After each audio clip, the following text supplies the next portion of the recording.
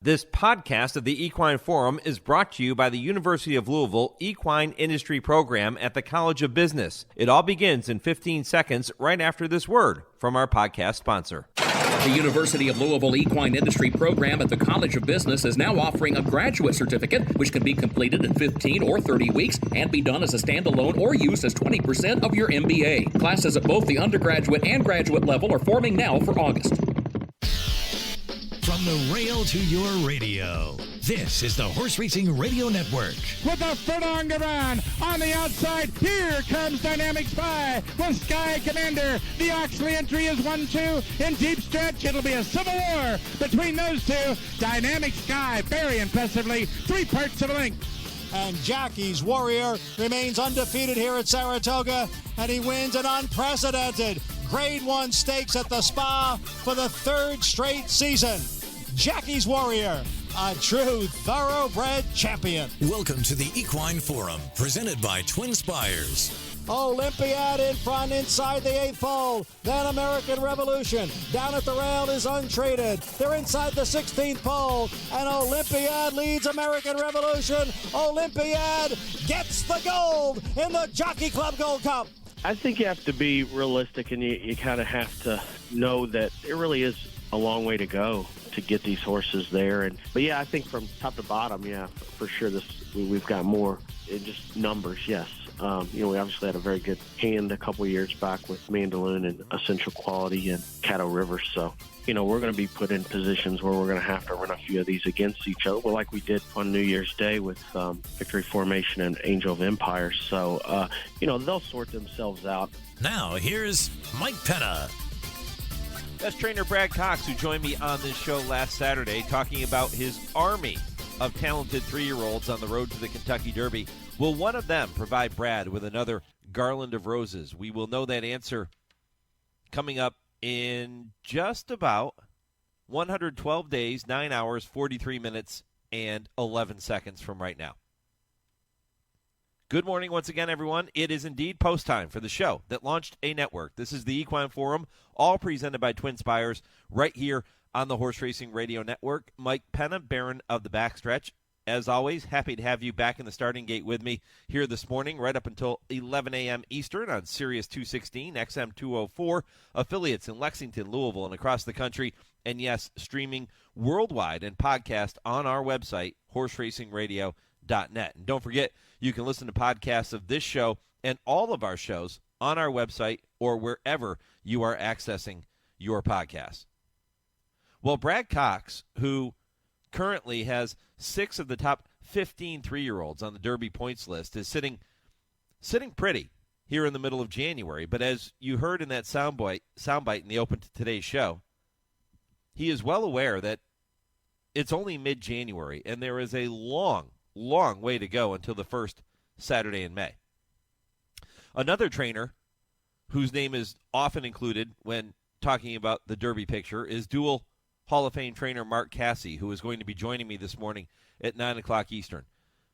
Mark wrapped up his 2022 season with 16 greatest stakes victories, but only 2 of those were at the Grade 1 level, and both were accomplished by the same horse, his ultra-talented 2-year-old filly, Wonder Wheel, who posted really, really impressive wins in both the Darley Alcibiades and the Breeders' Cup Juvenile Fillies. She is going to be named Champion 2-year-old filly when the Eclipse Awards are handed out on January 26th. And she is far and away the points leader in the Kentucky Oaks standings. Following her Breeders' Cup win, she was given a little bit of a break, as many of those young horses tend to do, and she returned to training this past week to prepare for a run toward the Kentucky Oaks. This afternoon, Mark is going to find himself once again back in familiar territory with a couple of logical contenders in the Pasco Stakes at Tampa Bay Downs. Those, of course, are the boys. And again, Mark will give us an update on what's coming up with Wonder Wheel, what the plan is for her, and he'll talk about that Pasco Stakes when he joins me at 9 o'clock. Mark has won the Pasco twice. That is the most of any trainer since its inception in 1999. He won it in 2012 with Perspective. He came back in 2013, won it again with Dynamic Sky. Both of those horses went on to highly successful careers. Perspective coming back to win the Grade 2 Tampa Bay Derby and the Grade 3 Ohio Derby later that season, on his way to earning more than $700,000 upon his retirement. And Canadian-bred Dynamic Sky earned more than $1 million with wins in the Plate Trial Stakes at Woodbine and the Grade 3 Red Smith at Aqueduct. One thing both of those horses had in common, prior to making their 3-year-old debut in the Pasco, is that both had success at the greatest stakes level in their 2-year-old seasons. Perspective won the Grade 3 Gray Stakes at Woodbine, and Dynamic Sky was runner-up in the Grade 1 Breeders' Futurity at Keeneland, proving that they both belonged at that greatest stakes level.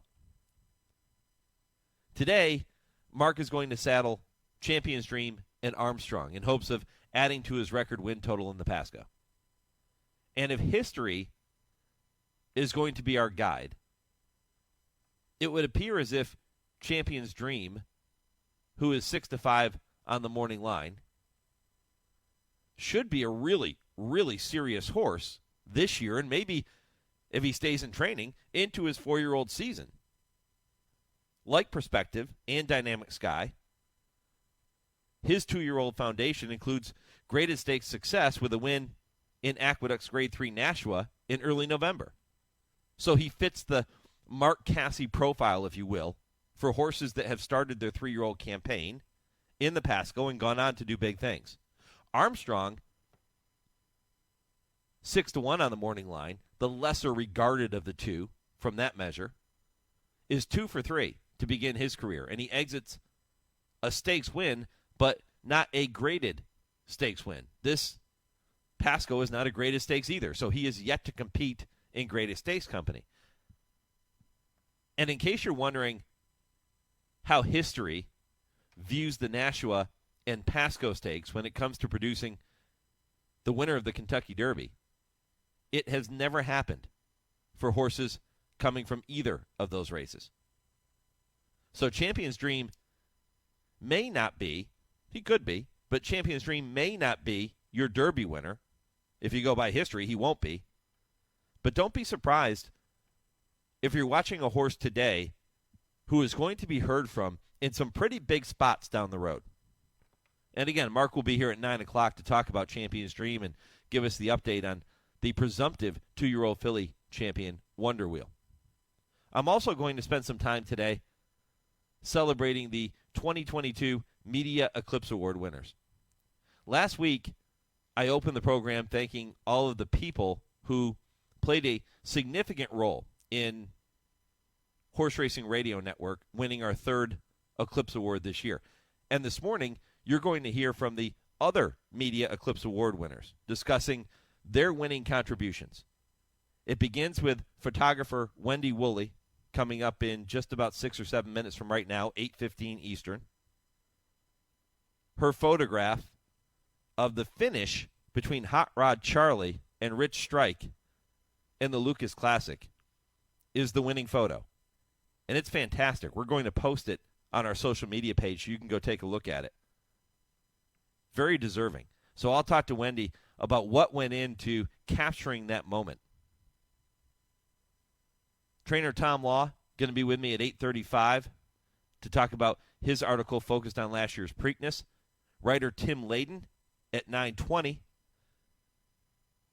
His article, kind of appropriate for this Saturday morning as we begin the NFL playoffs, because Tim Layden's piece focused on last year's Super Bowl and the fact that it was being contested at SoFi Stadium, which, of course, was built on the site of the old Hollywood Park. And Tim delved into that in his story, which appeared on NBCSports.com. So Tim will be here to talk about his story, and I think it's going to be a really fascinating conversation there, too, because of the tie-in to what is now looked at as one of the state-of-the-art stadiums in the NFL, and looking at what was happening on that ground prior to all of this taking place.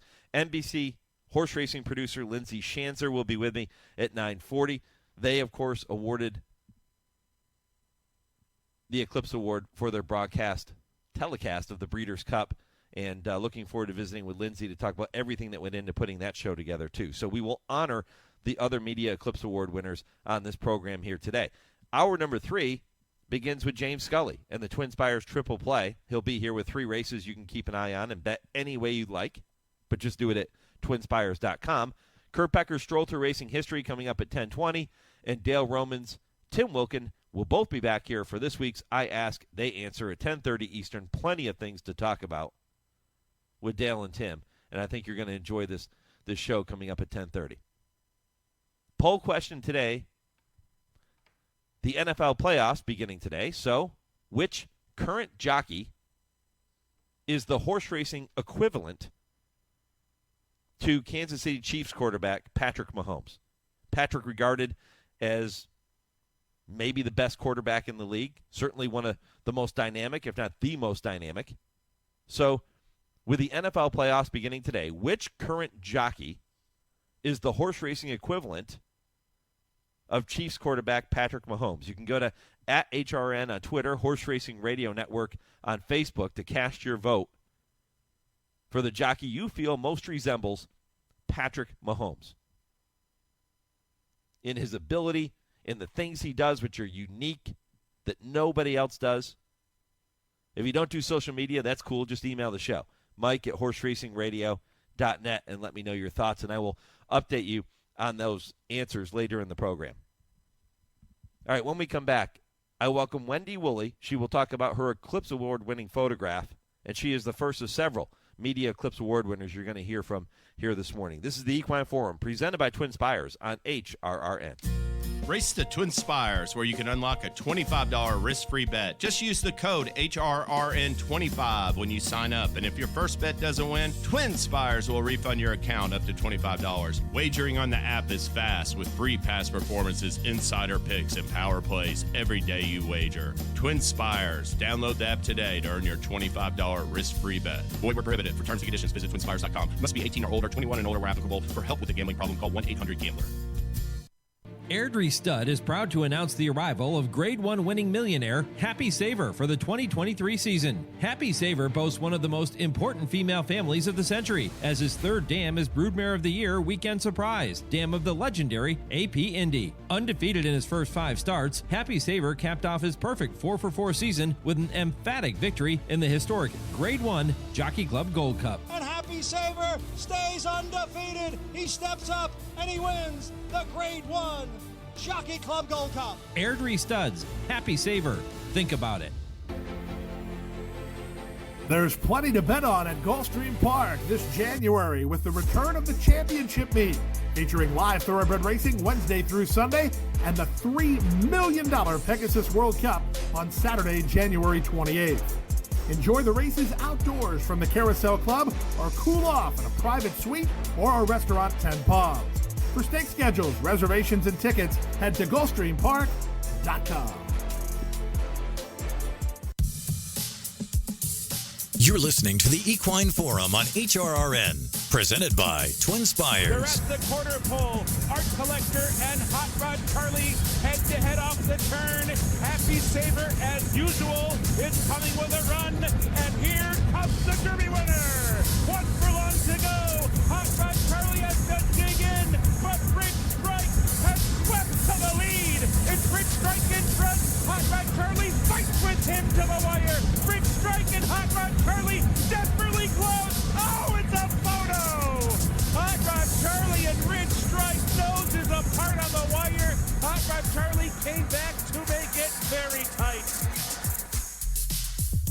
Welcome back to the Equine Forum, presented by TwinSpires. Mike Penna with you as always on this Saturday morning, taking you through 11 o'clock Eastern here on the show. Plenty of content coming up over the next 3 hours. You just heard Travis Stone with the call of the Lucas Classic at Churchill Downs this year, and that moment at the end of the race where jockey Sonny Leone, who was aboard the Derby winner Rich Strike, attempted to elbow jockey Tyler Gaffalione, who was aboard the eventual winner Hot Rod Charlie. That moment was captured beautifully by photographer Wendy Wooley, and so much so that the photograph has been awarded an Eclipse Award, which will be handed out January 26th in South Florida. The photo, called Elbow Room Please, very clever, gives Wooley her very first Eclipse Award, and it's going to be special for her when she makes her way down to Florida. And Wendy is with us now to talk about capturing that moment. Wendy, good morning. Thanks for taking the time. Oh, good morning, Mike. Good to be here. Yeah, congratulations, too. What an honor. Oh, thanks. It sure is an honor, and congratulations to you guys. Your third Eclipse Award. That's amazing. Thank you so much. I think I might be even more fired up about your first one, because that's a really big deal. And I think in your quote that you had given in the press release, you said that you were a bit speechless. I'm going to tell you right now, that's not good on radio, so we have to get you past that. Yeah, when you get that call and they tell you won, it's like, wow, is this a dream or what? It was pretty surreal. That was amazing. I'll never forget that. Besides that, I was down in my barn mucking stalls when I got the call. So I'm, in a stinky spot and not looking my best. And you get this call and you're like, whoa. It's a moment you will never forget. I can promise you that. Yeah, I never will forget that. Never. You were kind enough, Wendy, to allow us to post a picture of the winning photograph on our HRN Twitter page. So that is up there for people to go see. It is also on your Twitter page, which is Equisport Photos. They can view it there too. But let's talk about what went into capturing this. And you captured it so perfectly. It was the exact moment when Sonny Leone came over and attempted to elbow Tyler Gaffleone off of his mount. Yeah. Well, when I'm shooting, I have very large, what we call in the photo world, large glass. I shoot with a 600 millimeter lens, and it's probably as big as me. And so I typically go to spots where, the long glass is going to make a cool photo. It looks like you're right in front of the horses. So I always go down and shoot what they call the head-on. I walk down to the turn, and I'm on the outside of the track, but, you go down and go around that turn, so you see the horses when they're coming down the lane, they're looking like they're straight at you. And when you're looking through the camera, you're like, wow, they really are like coming straight at me. It's really, they look so close. You have your actual depth perception kind of changes when you're shooting with such big glass. Yeah. But it's, I almost always go and shoot the head on. It's a great spot. You can get the horses when they start, like in that race, Lucas Classic, I got the start. I got them coming by the first time, and then I get them coming down to the wire. And I tell you, I was the only one there that day. Usually the track photographer, Cody, will have one of his girls, Lauren, or a girl named Katie, that come down there. And it's usually just the two of us. But on that day, it was only me, and it was very lonely. I'm used to having people to talk to down there, and there's just nobody there. And when they were coming down the lane, and I could see, I had basically the best view of what Sonny was doing. And I could see his elbow was just flying. He's going, he came from being out more in the middle of the track to coming into Hot Rod Charlie, and then he started throwing that elbow. And he's doing all these motions, and I'm like, oh my gosh, I'm talking while I'm shooting to myself because nobody's there. And I'm going, I can't believe this. So when I went back down into the media center, I was just like, could you guys believe it? Could you see that? That was crazy. And nobody saw it. Most people on the outside could not see what he was doing. And so there wasn't the reaction like I had. I was like, I can't believe I saw all that. Because it was more than one elbow, that's for sure. And in that particular photo that won the award, you can even see his knee is even going into Tyler Gaffleone. Yes. And then when Tyler crosses the finish line, Tyler stands up and he's like laughing at Sonny. It was, and it makes way more sense when you realize what Sonny was doing to him, what Tyler's reaction. It wasn't like a big jubilation. It was like he's looking back at Sonny and laughing. Yeah, and you're right about the knee. I'm looking at the photograph now, and when you zoom in, you can clearly see the left knee of Sonny Leone being thrust out toward Hot Rod Charlie and Tyler Gaffalione, and definitely the elbow too. And as you said, it wasn't just one elbow; there were multiple elbows. But you captured it so perfectly when you don't know that moment's going to occur. But as they're coming down the stretch head on at you, Wendy, are you just snapping feverishly, trying to get as many pictures as you can, and hoping to get something like this? Is this how it all kind of comes together? Yeah, well, my camera will shoot in burst. So, I wait till, they get closer to the wire, and then I'll start shooting in burst. And I have a camera that, it shoots, I think I was getting maybe 12 to 15 frames a second. Mm-hmm. So it's like a little movie when you look back at the photos. You can spin a wheel and look through all your photos real quickly. It looks like a little movie, and you can see his elbow flying out, bam, bam, bam, bam. And it was so I actually did that. When I got into the media center and I saw Jenny Reese was one of the first people I saw, and I'm like, Jenny, look at this! I can't believe this! Look at this! And she's like, whoa, look at that! And we just both kind of chalked it up to like rough riding, and because, well, I guess you wouldn't do an inquiry if you won the race, right? So Hot Rod Charlie wins, so Tyler's not going to post an objection. Mm-hmm. But I was like, nobody's even talking about this. Nobody was talking about it. So I was really, I couldn't believe it. And but then I found out, a couple days later that Sonny did get pulled from his mounts, I think, for 15 days, maybe? Yeah, he did like get a suspension there. Did you know right away, Wendy, that when you saw the photo, did you say, my goodness, this might be an Eclipse Award winning photo? Well, I sent it to Ray Pollock, mm-hmm. and Ray, we send out those photos right away. I thought it was a cool photo, but I didn't at the time. I'm just like, I don't know. But when Ray immediately emails me back, which he rarely ever does, he sends it back. He sends me back this note saying, "That's a heck of a shot," and that's when I knew I had something special, because Ray's not going to just throw out a compliment. If Ray's complimenting me, then I probably did something really cool. And so that's when I knew, when you have somebody else with an eye that says, hey, that's really cool. Because otherwise I think all my shots are great. Yeah, of course, right? You took them. Right. They have to be good. But, and it's not just Ray, and it's not just Jenny that thought it was special. The voters certainly did, and that's why you're going to be making the trip to the Breakers in South Florida to accept your first Eclipse Award, and deservedly so. It was really well done. Have you always been a fan of horse racing, or is this just something that you kind of fell into? Oh, no, I've always been a fan of horse racing, but I grew up with a family that just knows nothing about horses. I'm from Detroit, and all our tracks in Michigan were being shut down and all.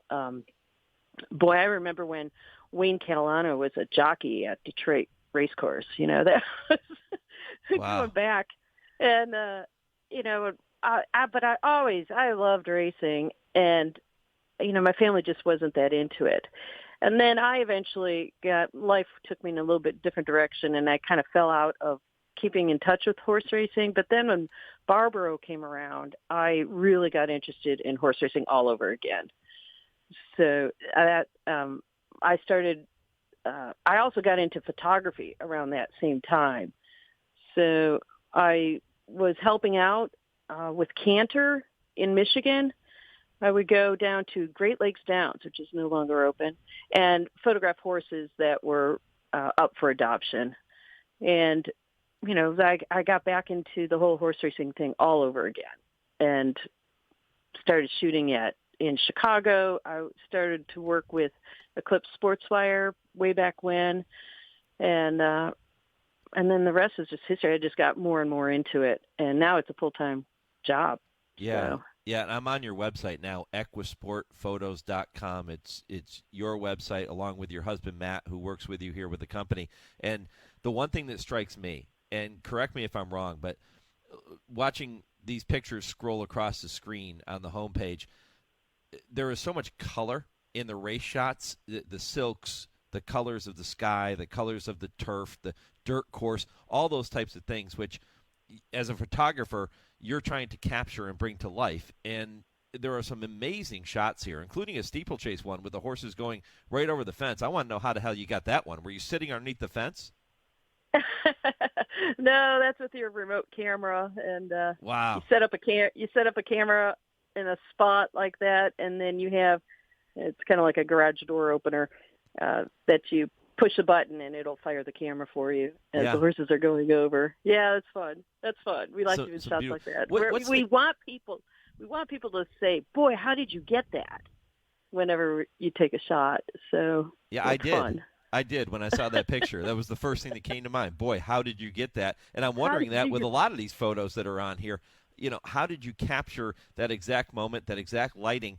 I'm assuming that. Well, I'm just going to ask you to tell me because you know what to say about assuming.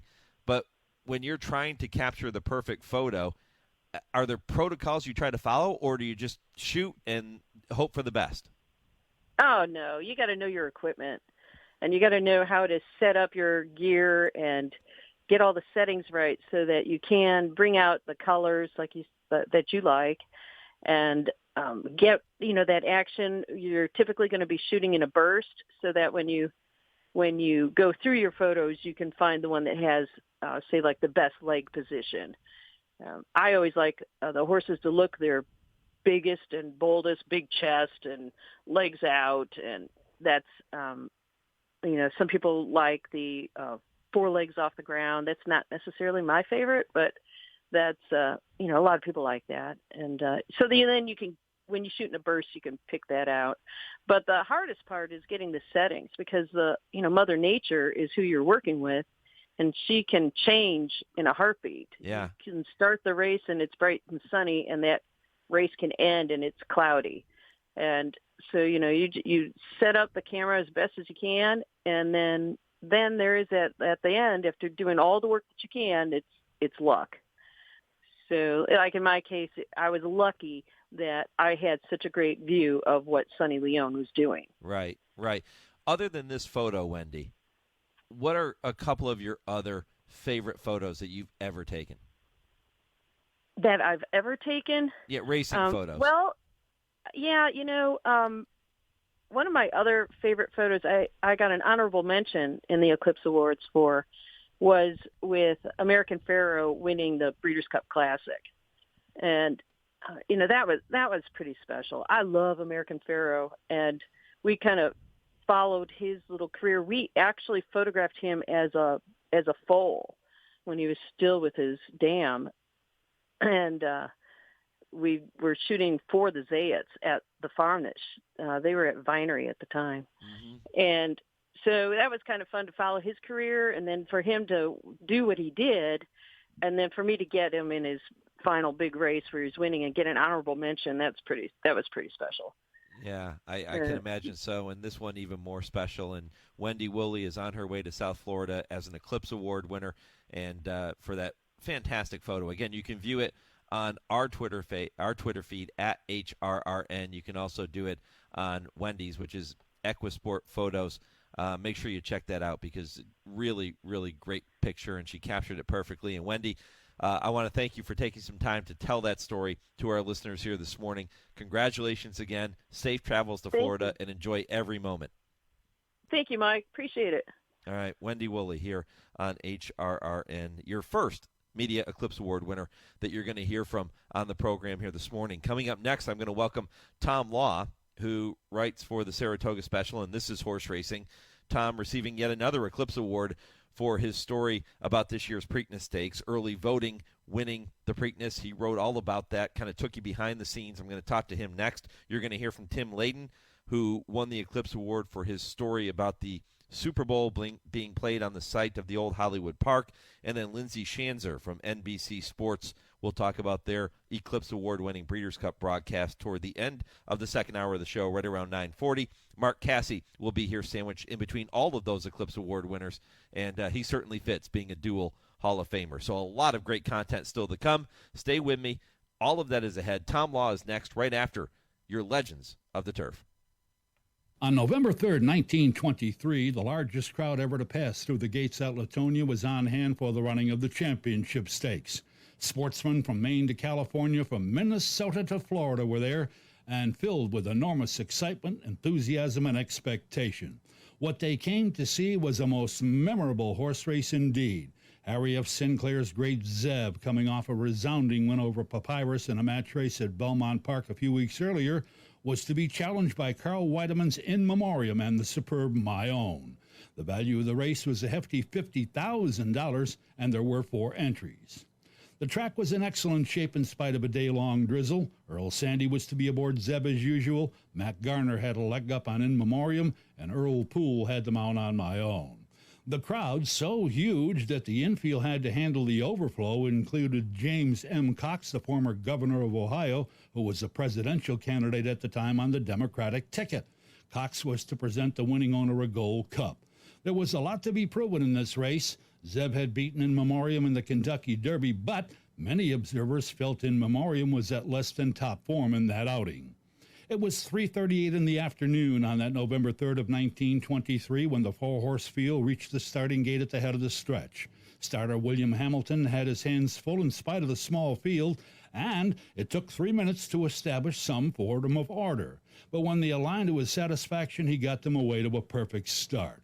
In Memoriam had been particularly raucous at the post, but once settled down was away in front. Zeb was second, then Rialto and My Own. Going by the stands for the first time, first it was In Memoriam and then Zeb exchanging leads.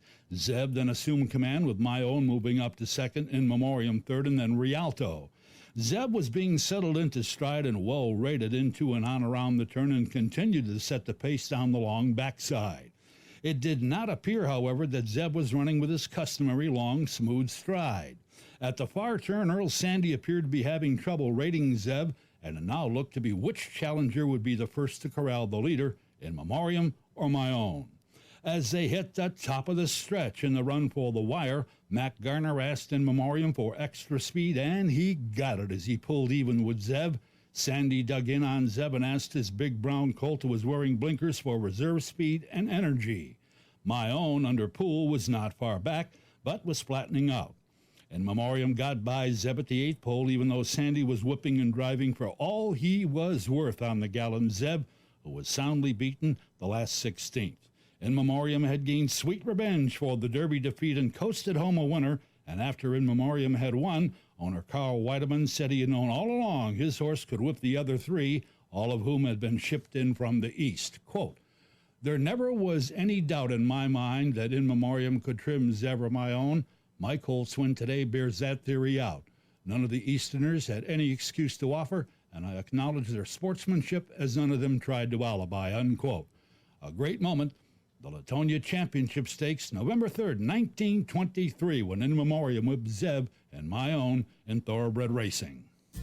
Race the TwinSpires, where you can unlock a $25 risk-free bet. Just use the code HRRN25 when you sign up. And if your first bet doesn't win, TwinSpires will refund your account up to $25. Wagering on the app is fast with free past performances, insider picks, and power plays every day you wager. TwinSpires. Download the app today to earn your $25 risk-free bet. Void where prohibited. For terms and conditions, visit TwinSpires.com. Must be 18 or older, 21 and older where applicable. For help with a gambling problem, call 1-800-GAMBLER. New to Coolmore America for 2023 is Jack Christopher. A son of top sire Munnings and a 3-time Grade 1 winner, Jack Christopher was an 8 3/4 length winner on debut at Saratoga at 2 before winning the Grade 1 Champagne with a whopping 102 Beyer. His 3-year-old campaign included wins in the Grade 2 Pat Day Mile, the Grade 1 Woody Stevens by 10 lengths, and the Grade 1 H. Allen Jerkins. Jack Christopher stands at an introductory fee of $45,000. Call the team at Ashford today to book your mare before he fills up. You're listening to the Equine Forum on HRRN, Presented by TwinSpires. Epicenter, still a lot to do. On the rail, Epicenter now trying to move forward with a quarter to go at Pimlico. Epicenter is fifth, and on the inside, early voting takes over. Early voting burst away with 1 furlong left to go. Epicenter, rail run, coming with each and every stride. Secret Oath out the center of the track. Creative Minister right there in that battle too. But it's early voting clear. Epicenter trying to gain late with a 16th to go. Early voting shifting over to the rail. It's early voting to take it from Epicenter, a length and a half. Creative Minister, then Secret Oath. Close for the next spot. Simplification, Skippy Longstocking. Then Armagnac and Happy Jack and Fenwick. Mike Penna back with you on the Equine Forum presented by TwinSpires. That Dave Rodman with the call of this year's Preakness Stakes won by early voting, or I should say last year's Preakness Stakes won by early voting. It was a race that provided Tom Law with a second Eclipse Award for his story surrounding that race, and we'll talk to Tom momentarily right after I update you on the poll question. I threw this one out for you here this morning. With the NFL playoffs beginning today, which current jockey is the horse racing equivalent of Kansas City Chiefs quarterback Patrick Mahomes? And Larry in Louisville writes in and says, Tyler Gaffalione just seems athletic on a horse. He's smooth like when Mahomes does the little shovel passes. Interesting take. Maybe Tyler Gaffalione is your vote. Keep those votes coming. You can go to our Twitter feed at HRRN. You can go to Horse Racing Radio Network on Facebook to let us know which jockey you feel is the horse racing equivalent of Kansas City Chiefs quarterback Patrick Mahomes. You can also email the show as Larry did. That's Mike@horseracingradio.net. Tom Law is with us now. Talk about his second Eclipse Award. Big tally, the name of the story, and well-deserved. Tom, good morning. Good morning, Mike. How are you today? Doing really well, my friend. Congratulations on another Eclipse Award. Well done. Thank you. Thank you. It's been quite a thrill, and appreciate you having me on. And I like that poll question. It's I don't know how you came up with that one, but that's a pretty good one. Yeah, I was thinking about the playoffs. I said, let's try to ask something different here this morning and see what kind of responses we get. How about for you? Who would your jockey be that would be the horse racing equivalent to a guy like Patrick Mahomes? Well, I mean, the improvisation, that he does, I guess that's what you're kind of looking for, yeah, for a rider, in today's day and age, I don't know. I'd have to go with probably one of the Ortiz brothers. Maybe I'm a little biased because I see those guys, day in, day out here on the New York circuit, at least most of the year.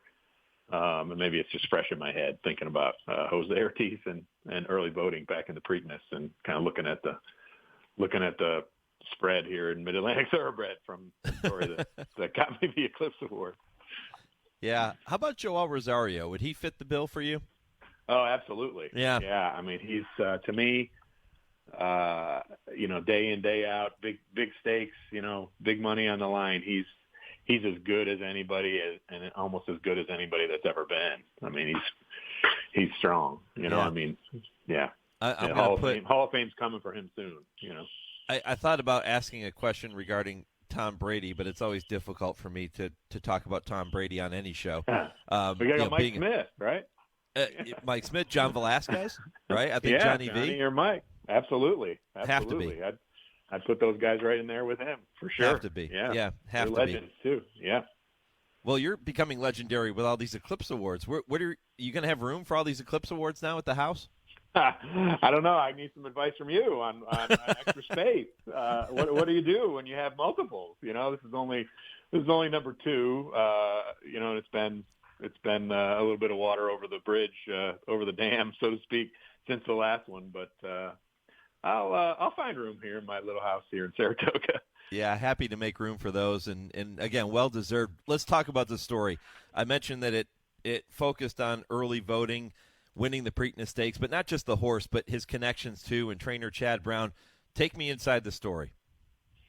Well, I think we're fortunate here. I am fortunate, at least in Saratoga, with Chad doing so well every summer at Saratoga, and he's done well with Klarovich horses and both on the turf and on the dirt. To kind of have like a little bit of not an inside look at his operation, because obviously all trainers kind of do their own thing, and I'm not trying to sound like an expert into any way that certain trainers do their job, but covered enough races that Chad has won to kind of get a feel for how he does it with a horse that maybe is a late developing kind of horse. Covered the Preakness back in 5, 6, 7 years ago with Cloud Computing when he won. This is obviously a very similar story. A lot of people compared it to that kind of early on. This is it was a horse that stayed in New York in the winter, so obviously followed him there, watching the races down at Aqueduct that winter. So kind of had a little bit of an insider knowledge of the way Chad goes about his business. And then, really the thing that, to me, that helped the story a lot was to get some insight from Jose Ortiz, who I mentioned earlier. Stuck around after the press conference, post-race press conference, where to me, you're not going to get a whole lot of original stories out of a press conference like that. But, sometimes you got to stick it out and stay at the press conference, and maybe somebody will say something during that press conference that will lead to maybe a follow-up question. And if you're lucky enough to be able to have the opportunity to ask that follow-up question, whether it be a trainer, an owner, or in this case, a jockey, Jose had made some comments about getting on the horse when he was unraced as a 2-year-old back in the late fall, and I was able to catch Jose at the Preakness. There's like a tent behind the winner's circle, which is in the infield. So like Jose had to walk from there all the way back to the grandstand. So it's a little bit of a walk. And I was able to, having known him, covering him at Saratoga and interacting with him quite a bit, I was able to catch him. We ended up just talking while we were walking, and he kind of gave me a little bit of insight into early voting, what he was like as a young horse, and then how much he has improved and how much he had grown up. So I had those two elements to the story. I thought that, made it pretty good. I remember talking to Joe Clancy, who's the editor of Mid-Atlantic Thoroughbred, a colleague of mine at the Special. And he heard the conversation, and he was like, "Oh, well, there's your lead right there," So I ended up not sort of leading with the Jose stuff. We kind of just went back to the horse and kind of his development, but a lot of that Jose Ortiz stuff certainly factored into the story a lot. A horse described by Chad Brown as big, handsome, burly, and like a bar fighter. I love those quotes. Yeah, I mean, that was good. The best is that the word burly spelled wrong. Hey, you just write the story. You can't edit it too. Joe and I got a good laugh about that. I mean, that's just anybody that knows us and how we go about our business. And I know yourself, Mike, as a small business owner, and you're kind of doing it all yourself. Yeah. Now, obviously, Mid-Atlantic, we have a staff, and there's a great editorial team and everybody on board. But every once in a while, things slip through. But all you can do is laugh, right? I mean, it's not after when you look back at it. Like I never read stories that I've written. Like I'm not reading any of my stories from last summer because some of them are probably written on no sleep and very little attention span. So I'm not going back and reading them. That's fantastic. Tom Law with me here talking about his article that appeared in Mid-Atlantic Thoroughbreds that won an Eclipse Award. Big tally talking about early voting, giving the Klarmans and Chad Brown a second victory in the Preakness Stakes this past season. And it sounds to me like, Tom, when you first set out to cover this race and to write this story, your intent wasn't necessarily to do it in the fashion that you did. You just kind of let the storyline develop based on the conversations you had with the connections. Is that fair? Absolutely. And I will say this. I mean, we have the advantage, I guess, in race coverage in a story like the Preakness because Mid-Atlantic Thoroughbred is a monthly magazine where we get a little bit of time to work on it after the fact, and we don't have to turn it around like a lot of newspaper guys might, like right away or on deadline, newspaper or internet. So we do have that advantage, and we also have the advantage of Joe and I were both there together. And to be completely honest with you, we don't have a set of marching orders. He didn't say to me, "You're covering the Preakness," or I didn't say to him, "Hey, why don't you cover the Preakness?" We have, the advantage, like I said, is that we can say, "Oh, let's see how it unfolds. Let's see who has existing relationships with, trainers, owners, jockeys, and then we'll sort of match the story to our strengths." So I've written a lot of stories over the years about Chad and Klarovich, a lot, and so much so that we joke about it at Saratoga when I go up to cover a race. If Chad and Klarovich have one in, Sean and Joe will text me when I'm up there covering it at Saratoga. They're like, "You're on this one," So we do, that's a big advantage, I think, that we had in this case. And sometimes we have Sean on the grounds as well. We didn't this year for the Preakness, but sometimes there's all three of us that are there, and we may have done some legwork ahead of time. I had done some legwork ahead of time on this story. I had talked to Chad a little bit about the horse. I think I talked to him about the horse when I was down at the Derby, and Chad had other horses in the Derby. I remember talking to him about early voting and the Preakness, and obviously he didn't run in the Derby. So, that gave me a little bit of a leg up in terms of, all right, I'd already done a lot of background work for this piece that ended up running in the July edition of Mid-Atlantic Thoroughbred. It basically comes out the first week of June. Yeah. So I had a good 2 weeks to kind of simmer it, Yeah, and this certainly wasn't the only story that you covered in 2022, and not the only article you had written in 2022. What was it about this particular piece, Tom, that led you to submit this article, this story, for an Eclipse Award? Well, the category, it's funny, the categories are basically, news, which is kind of like a reporting stories, or like a feature / commentary section is the other. Tim Layden, who wrote an amazing piece, who you're going to have on later in the feature category. A lot of the stuff that I do is sort of like, boots on the ground reporting, news reporting, i.e. sort of race coverage. And I did a ton of race coverage last year, from all 3 Triple Crown races for our website, This Is Horse Racing. Did a lot of, Saratoga stuff. Did other stuff for the Breeders Cup. This was the kind of the longest, maybe the longest piece that had the most depth, that had the biggest impact, that had the most angles, and it had, was in a race of real importance. You don't get very many races that are bigger than the Preakness. So all 3 of those, I don't know if those are 3 factors. I probably named more than 3, but so you're allowed to submit a couple of stories in each category, which is nice. I don't remember which the other story that I submitted. Yeah, I think it was the race at Saratoga from the special. So, what was cool was Paul Halloran, who's a writer for us at the special. He got an honorable mention in the same category that I won, which was awesome. So it was kind of like, as Paul says, he's happy to complete the superfecta. Yeah.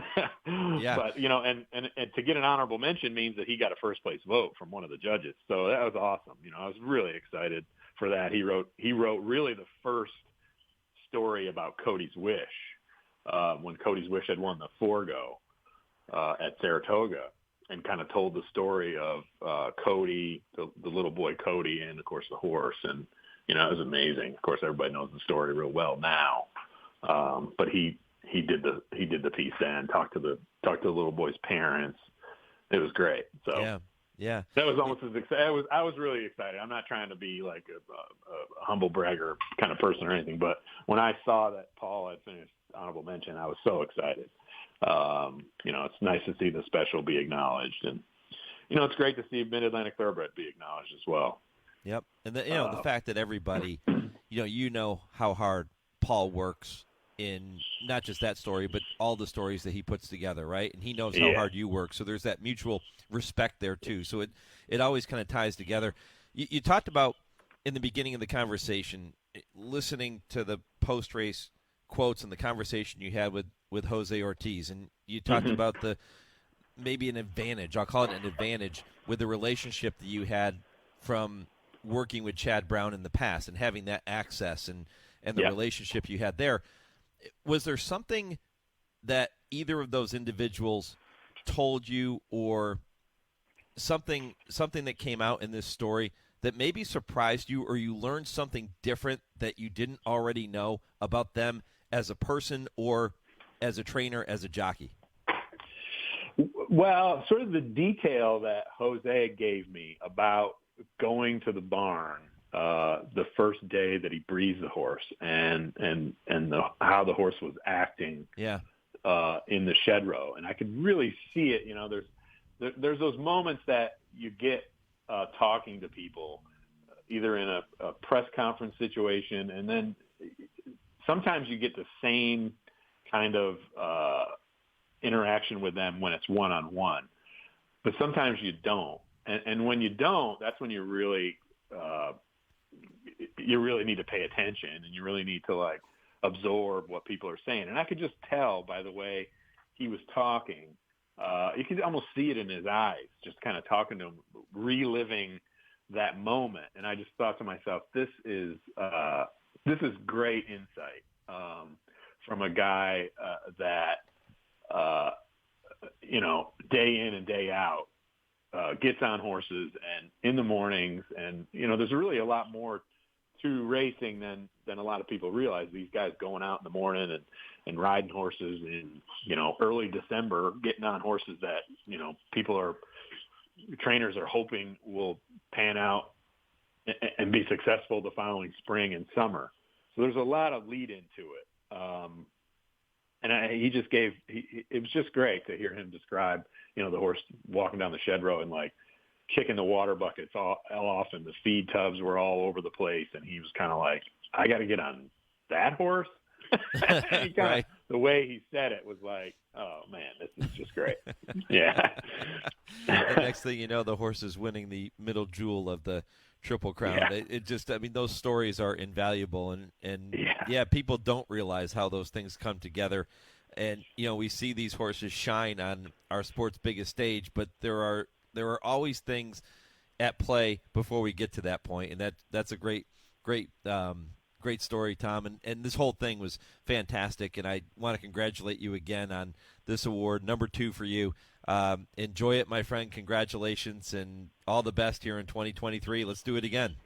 Absolutely. I'll see you down in Florida, I hope. Yeah, you got it, brother. Yeah, sounds good. All right, pal. Tom Law here on HRRN, and the second Media Eclipse Award winner.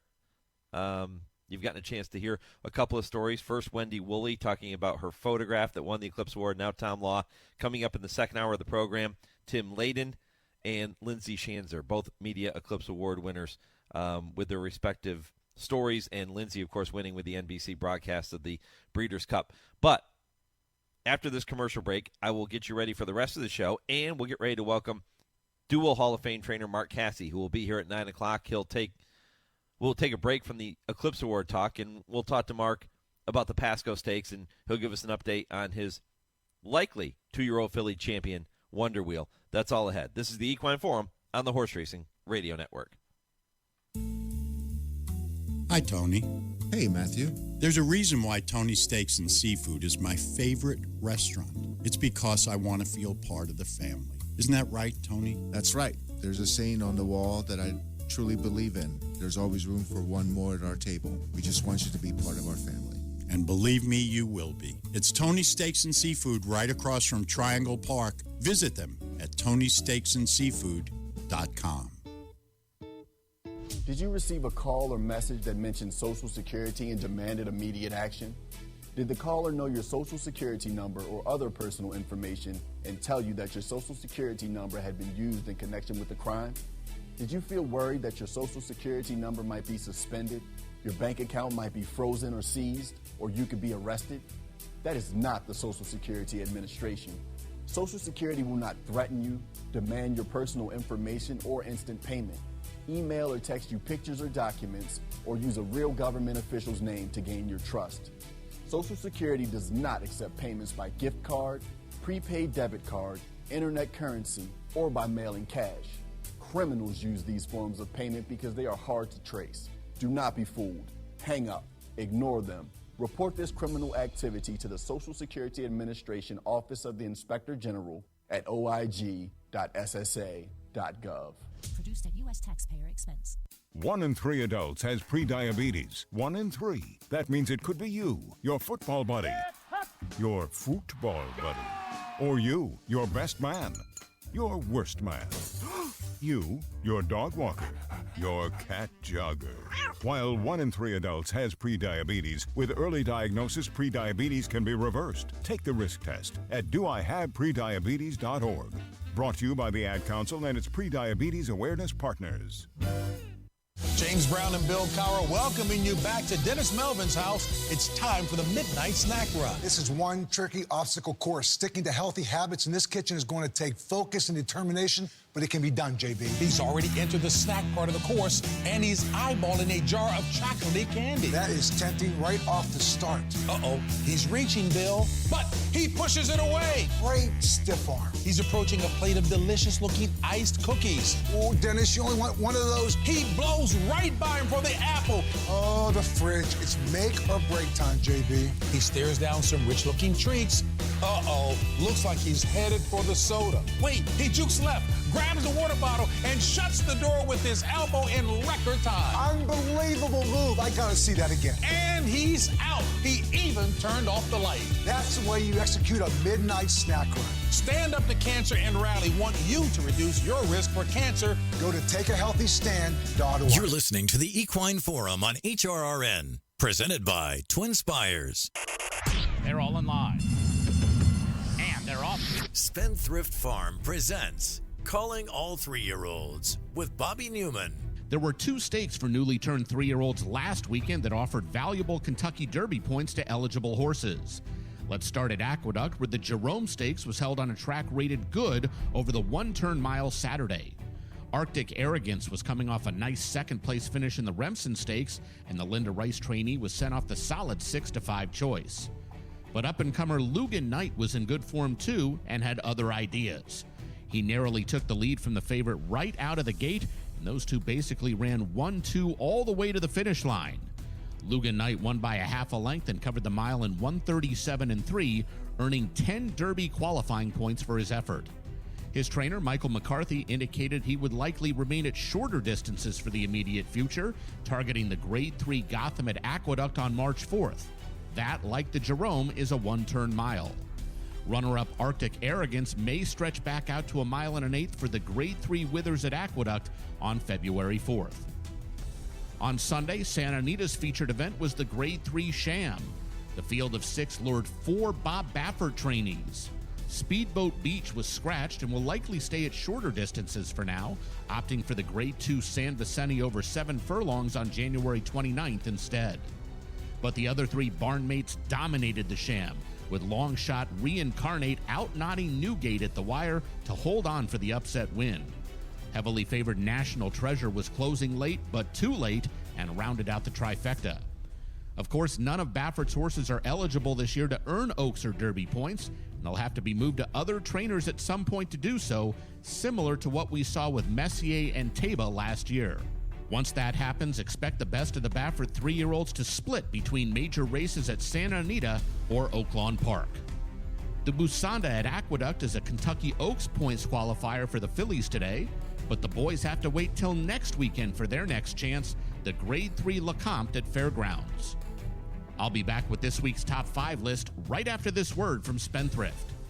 Spendthrift Farm introduces new for 2023 Classic winner Mo Donegal. A leading 2-year-old of his class, Mo Donegal won the Grade 2 Remsen Stakes to close out his juvenile campaign before going on to win the Grade 2 Wood Memorial and Grade 1 Belmont Stakes as a 3-year-old, joining Nyquist as Classic winners by Uncle Mo. And it will be Mo Donegal to win the Test of the Champion, the Belmont Stakes. Mo Donegal became the first horse this century to capture New York's prestigious Remsen at 2 and Wood Memorial at 3. Mo Donegal, the newest Classic winner, standing at Spendthrift.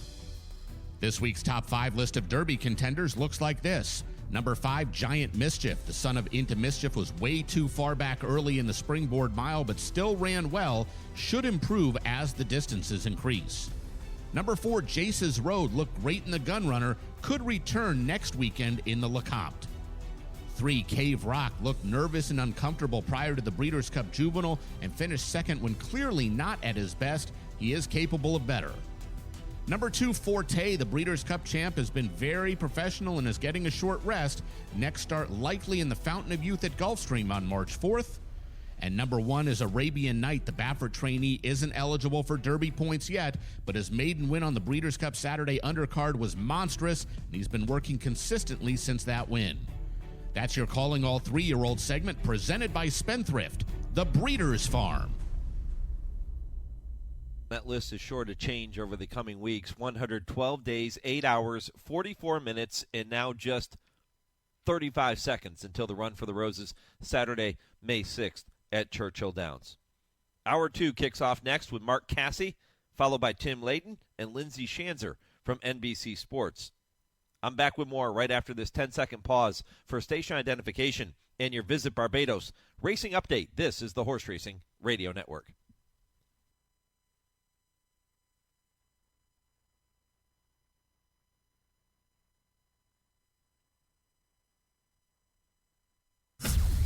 Tampa Bay Downs begins their road to the Kentucky Derby with the 23rd running of the Pasco Stakes. Two-time Pasco winning trainer Mark Casse returns with another strong hand, sending out 6-5 morning line favorite Champion's Dream, along with Armstrong, a talented son of Mucho Macho Man. In South Florida, the Sunshine Filly and Mare Turf and Sunshine Sprint highlight Gulfstream Saturday card. Trainer Bob Hess Jr. saddles 2-1 morning line favorite Sugar Fix in the Turf, while Carlo Baccareza gives a leg up to Joel Rosario aboard Sweet Danny Girl. In the Sprint, Unsociable, Legends Can't Die, and Legal Deal will all be popular choices with bettors. And that's your Visit Barbados racing update, brought to you by Barbados Tourism. Learn more at visitbarbados.org. If you've been waiting to discover that sweet spot where peace of mind meets the time of your life, then it sounds like you've been waiting on Barbados. You've been waiting to experience a meal that makes you book a flight to have it again. You've been waiting for adventure in the sun, from the majesty of horse racing and polo to the thrill of surfing our playful waves. From the moment you set foot on the island, you'll realize Barbados is exactly what you've been waiting for. Visit jetblue.com/Barbados for special vacation packages. This is the Equine Forum, presented by TwinSpires. Welcome back. Hour number 2 of the Equine Forum, presented by TwinSpires, rolling on. It's a very busy morning, honoring all of the Media Eclipse Award winners making their way to Florida for the Eclipse Awards on January 26th. You heard from Wendy Wooley and from Tom Law in the first hour of the program. Tim Layden going to join me at 9:20 Eastern. Lindsay Schanzer, who is the NBC Sports senior producer of horse racing, with me at 9:40 to talk about their winning submissions for the Eclipse Awards. And then hour 3 begins with James Scully from TwinSpires with the TwinSpires Triple Play. Kurt Becker's Stroll Through Racing History at 10:20, and at 10:30, I Ask, They Answer with trainer Dale Romans, turf writer Tim Wilkin. They will debate some of the hottest topics in the sport today, and I've got a couple fun ones planned for them. I think they're going to enjoy it, and I think you're going to enjoy that too. That's all coming your way at 10:30. But Mark Casse is with me now, and Mark is going to be a busy man this afternoon. He has 2 horses in the Pasco Stakes at Tampa Bay. He also has one in the Gasparilla Stakes, and he's busy with Wonder Wheel, his presumptive champion 2-year-old filly, getting her set for a 2023 campaign. Mark is with me now. Mark, good morning, my friend. Good morning, Mike. You sound busy. It has been a very busy morning, and it's busier when you join me, which is great because it's always fun to catch up. Well, thank you. Someday you have to let Dale and I debate. You know, Dale Romans. Dale's a dear friend of mine. We've known each other for 40 years. That is a great idea, and we will do that. A few weeks ago, Nick Zito came on that show with Dale and Tim and chimed in on a few topics. It was great. Good. Yeah, we'll do it with Mark Casse, too, here up the road for sure. Mark, let's talk about Wonder Wheel first. Let's start with her. And by the way, I'm going to take you on a little trip down memory lane before you tell me how she's doing. This is how your 2022 season ended. It sounded just like this.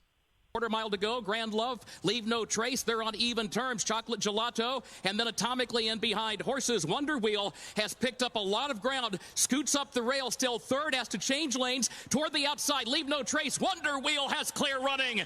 Wonder Wheel comes storming up on the outside to take the lead in deep stretch. Raging Sea runs late from fourth behind her. Wonder Wheel from deep in the pack to win the NetJets Breeders Cup Juvenile Fillies for Tyler Gaffalione. That's Kurt Becker with the call. The Juvenile Fillies. That was greatest stakes win number 16 for you, Mark, in 2022.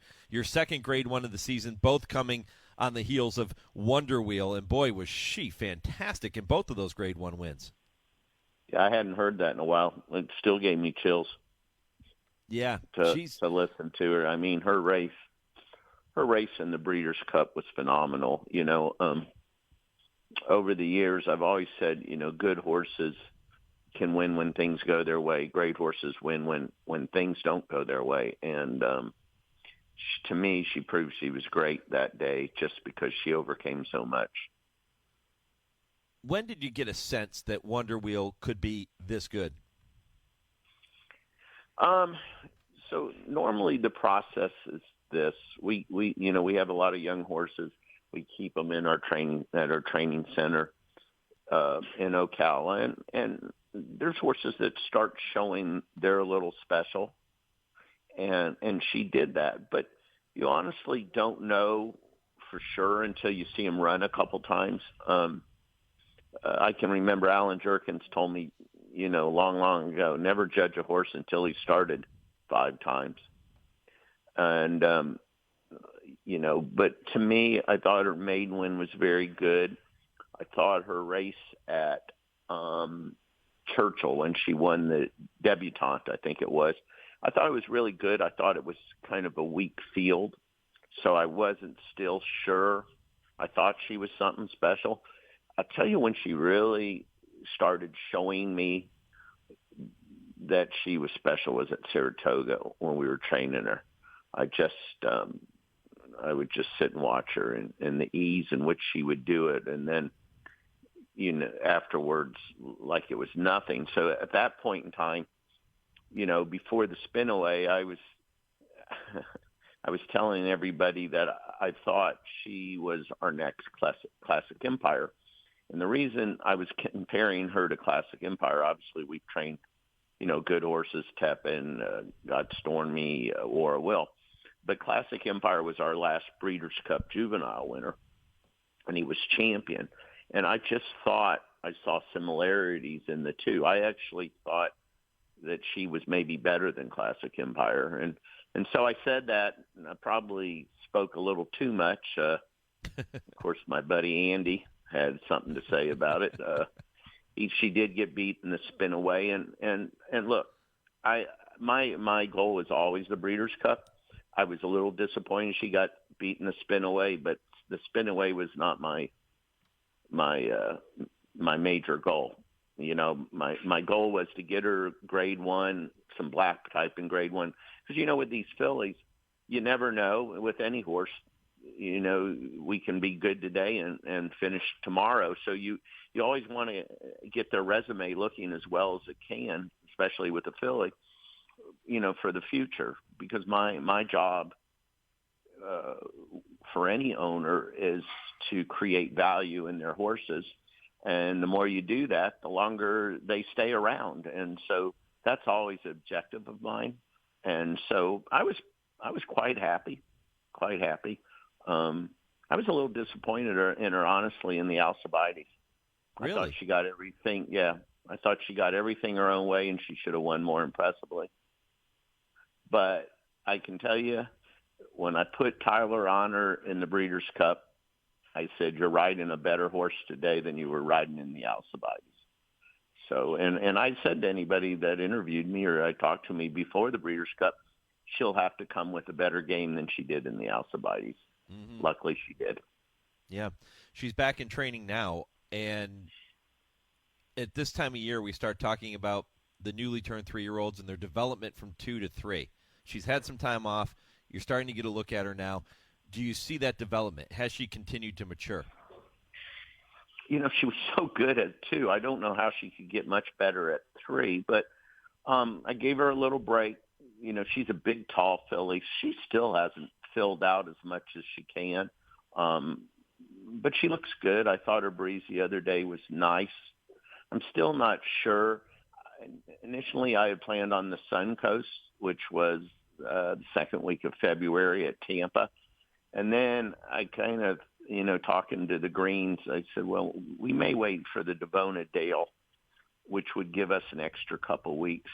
The plan's always been to get one start before the Ashland and then obviously the Oaks.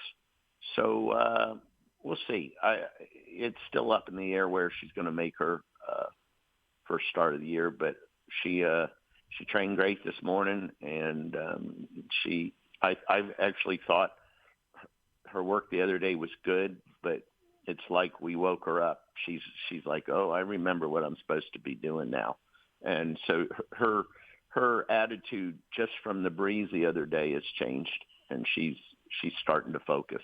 Yeah, it's interesting to hear you say that she was so good at 2. It's hard to imagine her improving and being that much better at 3. Does she have to be better at 3 if she's going to be a serious contender for races like, say, the Kentucky Oaks? Well, she's probably going to have to improve some, which most do, you know, with their age. I actually think, you know, what's Todd's colt that won the Breeders' Cup? Forte.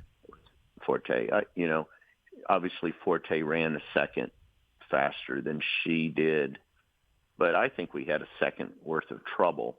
So I think with a clear trip, Wonder Wheel runs probably about the same, if not very close, the same type of time as Forte did. So, yeah, we're on track. Does she need to be a little better? Yes. Obviously, there's some good fillies out there. Tom Amos has a very good filly. We'll see how things roll out. But I think she's got to improve a little, but not a lot. Yeah. Yeah, and you would expect that she would, going from 2 to 3 with the just natural maturation of a horse physically and mentally. You would expect some type of improvement moving into her 3-year-old season.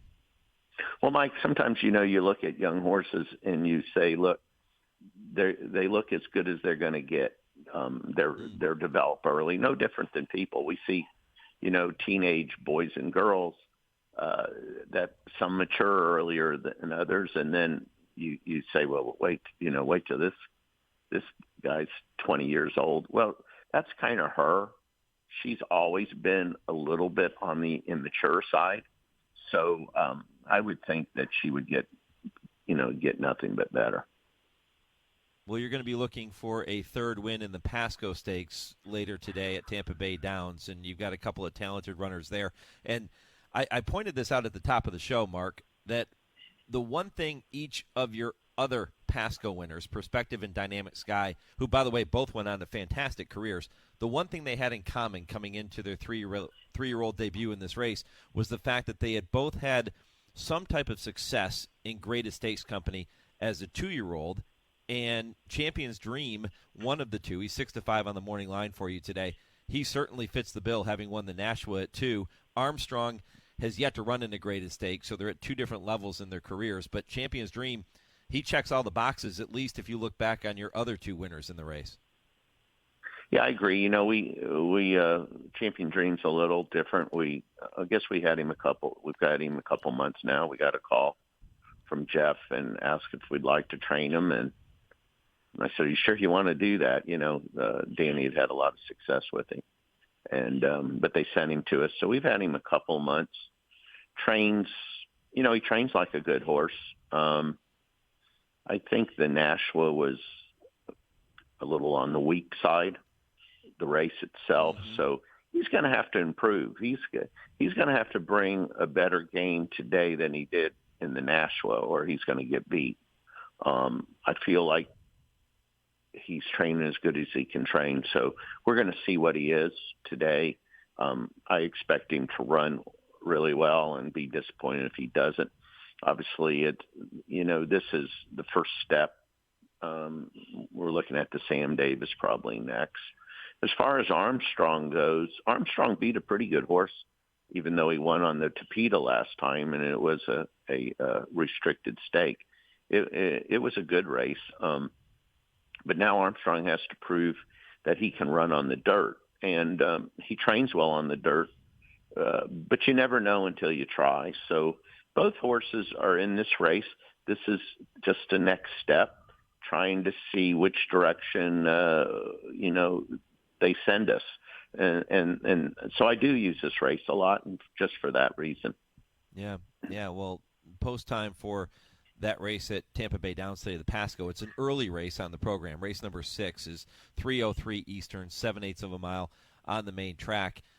Let's talk about Personal Pursuit, and you get ready to send her out in the Gasparilla Stakes, which is race number 9. That's for 3-year-old fillies. Tell me a little bit about her. Yeah, that's a tough race. It's a tough race. She's a filly all along. Looking at her, I've always thought she was talented. I brought her to Saratoga, and she got a tooth abscess. She was ready to run, and it took us a long time to clear that up. I put her in on the grass. Her breeding really kind of says grass. It came off the grass at Aqueduct, and she won impressively on the dirt. I then went back and tried her on the grass, and she's had a couple troubled trips, but it's been disappointing. She's going to have to run. This is not an easy race. Her only dirt race was very good, and so we're going to give it a try. It's really important for her. She has a huge pedigree that we get some black type, and that's what we're in search of right now. Is there another 3-year-old in that Casse barn that folks should keep an eye on as we make our way down the road to Louisville? Well, we have some horses out there that are on the cusp of possibly being, doing all right. We had a horse called Classic Car Wash that he's won his last 2 pretty impressively for Gary Barbery's by Noble Bird. We had a horse win a couple of weeks ago at Turfway that I thought won impressively. Miranda Wrights seems like a nice horse. Yeah, I have a couple others that it's all who gets good right now, and so you just never know. Hopefully, there's somebody comes out of the dark and proves that they want to be there. Talking with dual Hall of Fame trainer Mark Casse here on the Horse Racing Radio Network, talking about his top 3-year-olds on the road to the Kentucky Oaks and the Kentucky Derby. Mark, let's shift gears for just a minute before I let you go. What's the outlook for the Eckerd College Tritons and their baseball program this year? Oh, I'm not sure. I'm not sure yet, but what a wonderful school. It's a great school, and we'll see what happens. Yeah, and he'll be pitching, right? Well, that's the hope. Yes. Yeah. Well, let's hope that everything goes well there, and we wish him all the best too. Mark right Casse. Now he thinks he's a golfer, so we'll see. Oh. All right. Is he better at golf than he is at baseball? I can tell you, if he had started playing golf as early as he did baseball, who knows how good he would have been. But yeah, he outdrives Dad by about 40 yards already. So I love it. Well, Mark, enjoy every moment with the kids, and enjoy this road to the Oaks and the Derby. I'm sure we'll be talking again, my friend. All right. You have a great day. Thank you. Yep. Mark Casse here on the Horse Racing Radio Network. Yeah, his son Colby was signed on to potentially pitch at Eckerd College down in Florida And we'll see how that all plays out, unless he decides to pursue a golf career, as you heard Mark mention there. Who knows? All right, coming up next, we will turn our attention back to honoring this year's Media Eclipse Award winners. Tim Layden, whose piece appeared on NBCSports.com, is going to join me next. This is the Equine Forum, presented by TwinSpires on HRRN. Race to TwinSpires, where you can unlock a $25 risk-free bet. Just use the code HRRN25 when you sign up. And if your first bet doesn't win, TwinSpires will refund your account up to $25. Wagering on the app is fast with free past performances, insider picks, and power plays every day you wager. TwinSpires. Download the app today to earn your $25 risk-free bet. Void where prohibited. For terms and conditions, visit TwinSpires.com. Must be 18 or older, 21 and older where applicable. For help with a gambling problem, call 1-800-GAMBLER. Looking for some excitement going into the new year? Laurel Park has plenty of live horse racing events to spice things up this January. The much-anticipated winter meet kicks off January 1st. Plus, we've got special MLK holiday racing on Monday, January 16th, and the Winter Carnival Stakes on Saturday, January 21st. Winter may be cold, but the racing at Laurel Park is hot. Learn more about upcoming January events by visiting laurelpark.com. You're listening to the Equine Forum on HRRN, presented by TwinSpires. In the victory formation, Stafford gets the snap and goes to a knee. The benches are going to empty. The clock is ticking, and the Rams are going to win it. The Rams are going to win it. Clock is at 20 seconds. The benches now have emptied, and the players are at midfield. With a script right out of Hollywood, the star-studded Los Angeles Rams are a hit. They have won Super Bowl 56 in dramatic come-from-behind fashion. Wow. The way it sounded at the end of last year's Super Bowl at SoFi Stadium in Los Angeles. Kevin Harlan with the call on Westwood 1. A script right out of Hollywood, and it occurred right above the old Hollywood Park, and Tim Layden was honored with this year's Media Eclipse Award in the feature and commentary writing for his piece called Beneath the Super Bowl's Turf, The Ghosts of Hollywood Park, that appeared on NBCSports.com on February 8th of last year. Fantastic job by him, and Tim is now with us here on the Equine Forum. Tim, good morning. Hey, Mike, good morning to you. Yeah, congratulations. And, what a wonderful idea this was on your part to write this piece and to take this angle. I thought it was just a brilliant idea. Let's allow me to do something that writers hate to do, which is give credit to editors. Normally we spend time criticizing editors for their intrusiveness and their egos and their very existence on the earth. But in this case, it was Ron Vaccaro, who's has about 100 jobs at NBC Sports. One of them, I think his title is Vice President for Content, but he's also the guy who runs through whom I run most of my ideas. And in this case, he said to me a couple weeks before the Super Bowl, or maybe even like a month before, NBC was telecasting the Super Bowl, and it was also at the time when we were doing the Olympics, so it was a very busy time, and they were looking for content, and he reached out to me and said, what would you think about a piece on Hollywood Park?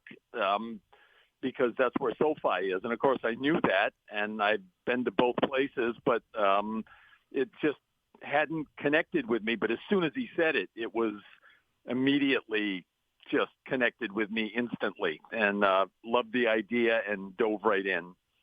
How do you get started with a piece like this, Tim? Well, here's where I started with that one. There's a couple images that really stick with me when it comes to Hollywood and SoFi and Inglewood and horse racing and football and all the intersection of all of that. For me, the first one is I think all of us have flown in and out of LAX a number of times in our life, probably in my case, hundreds, maybe for you too. Sure. And after Hollywood Park was torn down, there was a period of several years where as you're coming into LAX on arrival, you could look out the window, the right side of the plane, and see where Hollywood Park used to be and kind of follow the construction. And for a long time, you could actually see the outline of the track. And it had a very ghostly, I know the word ghost was in the headline of the story I did, but to me it was ghostly to look down there and see where this venerable historical landmark for a lot of us existed, but it was sort of a shadow. And that was one way. But the other way, which is how I wound up leading the story, was I was in Inglewood during the construction of SoFi and happened to drive down Prairie Avenue and noticed that the main artery into that whole area, which was a construction at the time, and now it's SoFi, was still called Pink Eye Drive. And I just found that just so appropriate, because I just thought there's going to be millions of people passing through this spot in the next, 30, 40, 50 years to this otherworldly football stadium, and they're going to drive on Pink Eye Drive, and most of them aren't going to know why it's called that. They're going to pronounce it wrong. They're going to call it Pinkay Drive. And it just occurred to me that was sort of the intersection of this whole story. And since writers are always looking for a way to start hitting keys instead of just looking at the blank screen, that's where I started. Yeah, and you got a chance to visit with Hall of Fame jockey Lafitte Pinkay Jr. and talk with Doug O'Neill and John Sheriff about Hollywood Park and what it meant to them. So take me inside the story. What things did you learn in talking to them that you were able to bring to life in this story? So in talking to Lafitte, sometimes you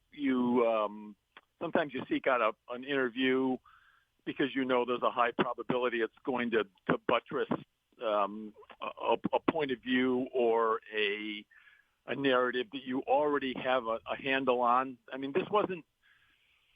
I think that in some ways this was a chance to tell a story that was already known, but sort of walking amongst us in plain sight, but not being seen. And I thought Lafitte could give me some sense of the real. I mean, obviously Walt Disney isn't around to talk to, or Bing Crosby. Those were among the people that were the original investors in getting the place built.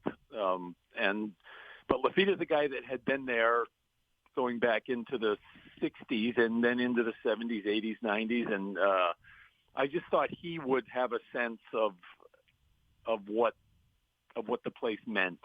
And it was so perfect, when he said, I got a letter from the mayor of Inglewood, which sounds quaint. But then he also said, I met so many movie stars. And if you Google Lafitte in Hollywood Park, you'll see pictures of him posing with celebrities from older but not old Hollywood.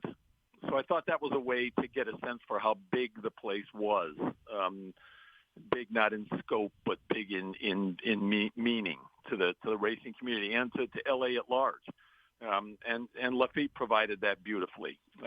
He's always been a great guy to talk to, and he did that. And Doug was a guy that I also went to because I knew that he entered the racing world as a kind of a track rat. We talk about gym rats, but Doug was a guy who went to all the LA tracks as a teenager, a young teenager, then an older teenager. And that was kind of where he went to hang out with his buddies. And that's where he really fell in love with racing. And I thought he would give me some sense of that. And then also some sense of what Hollywood Park meant to the larger racing community.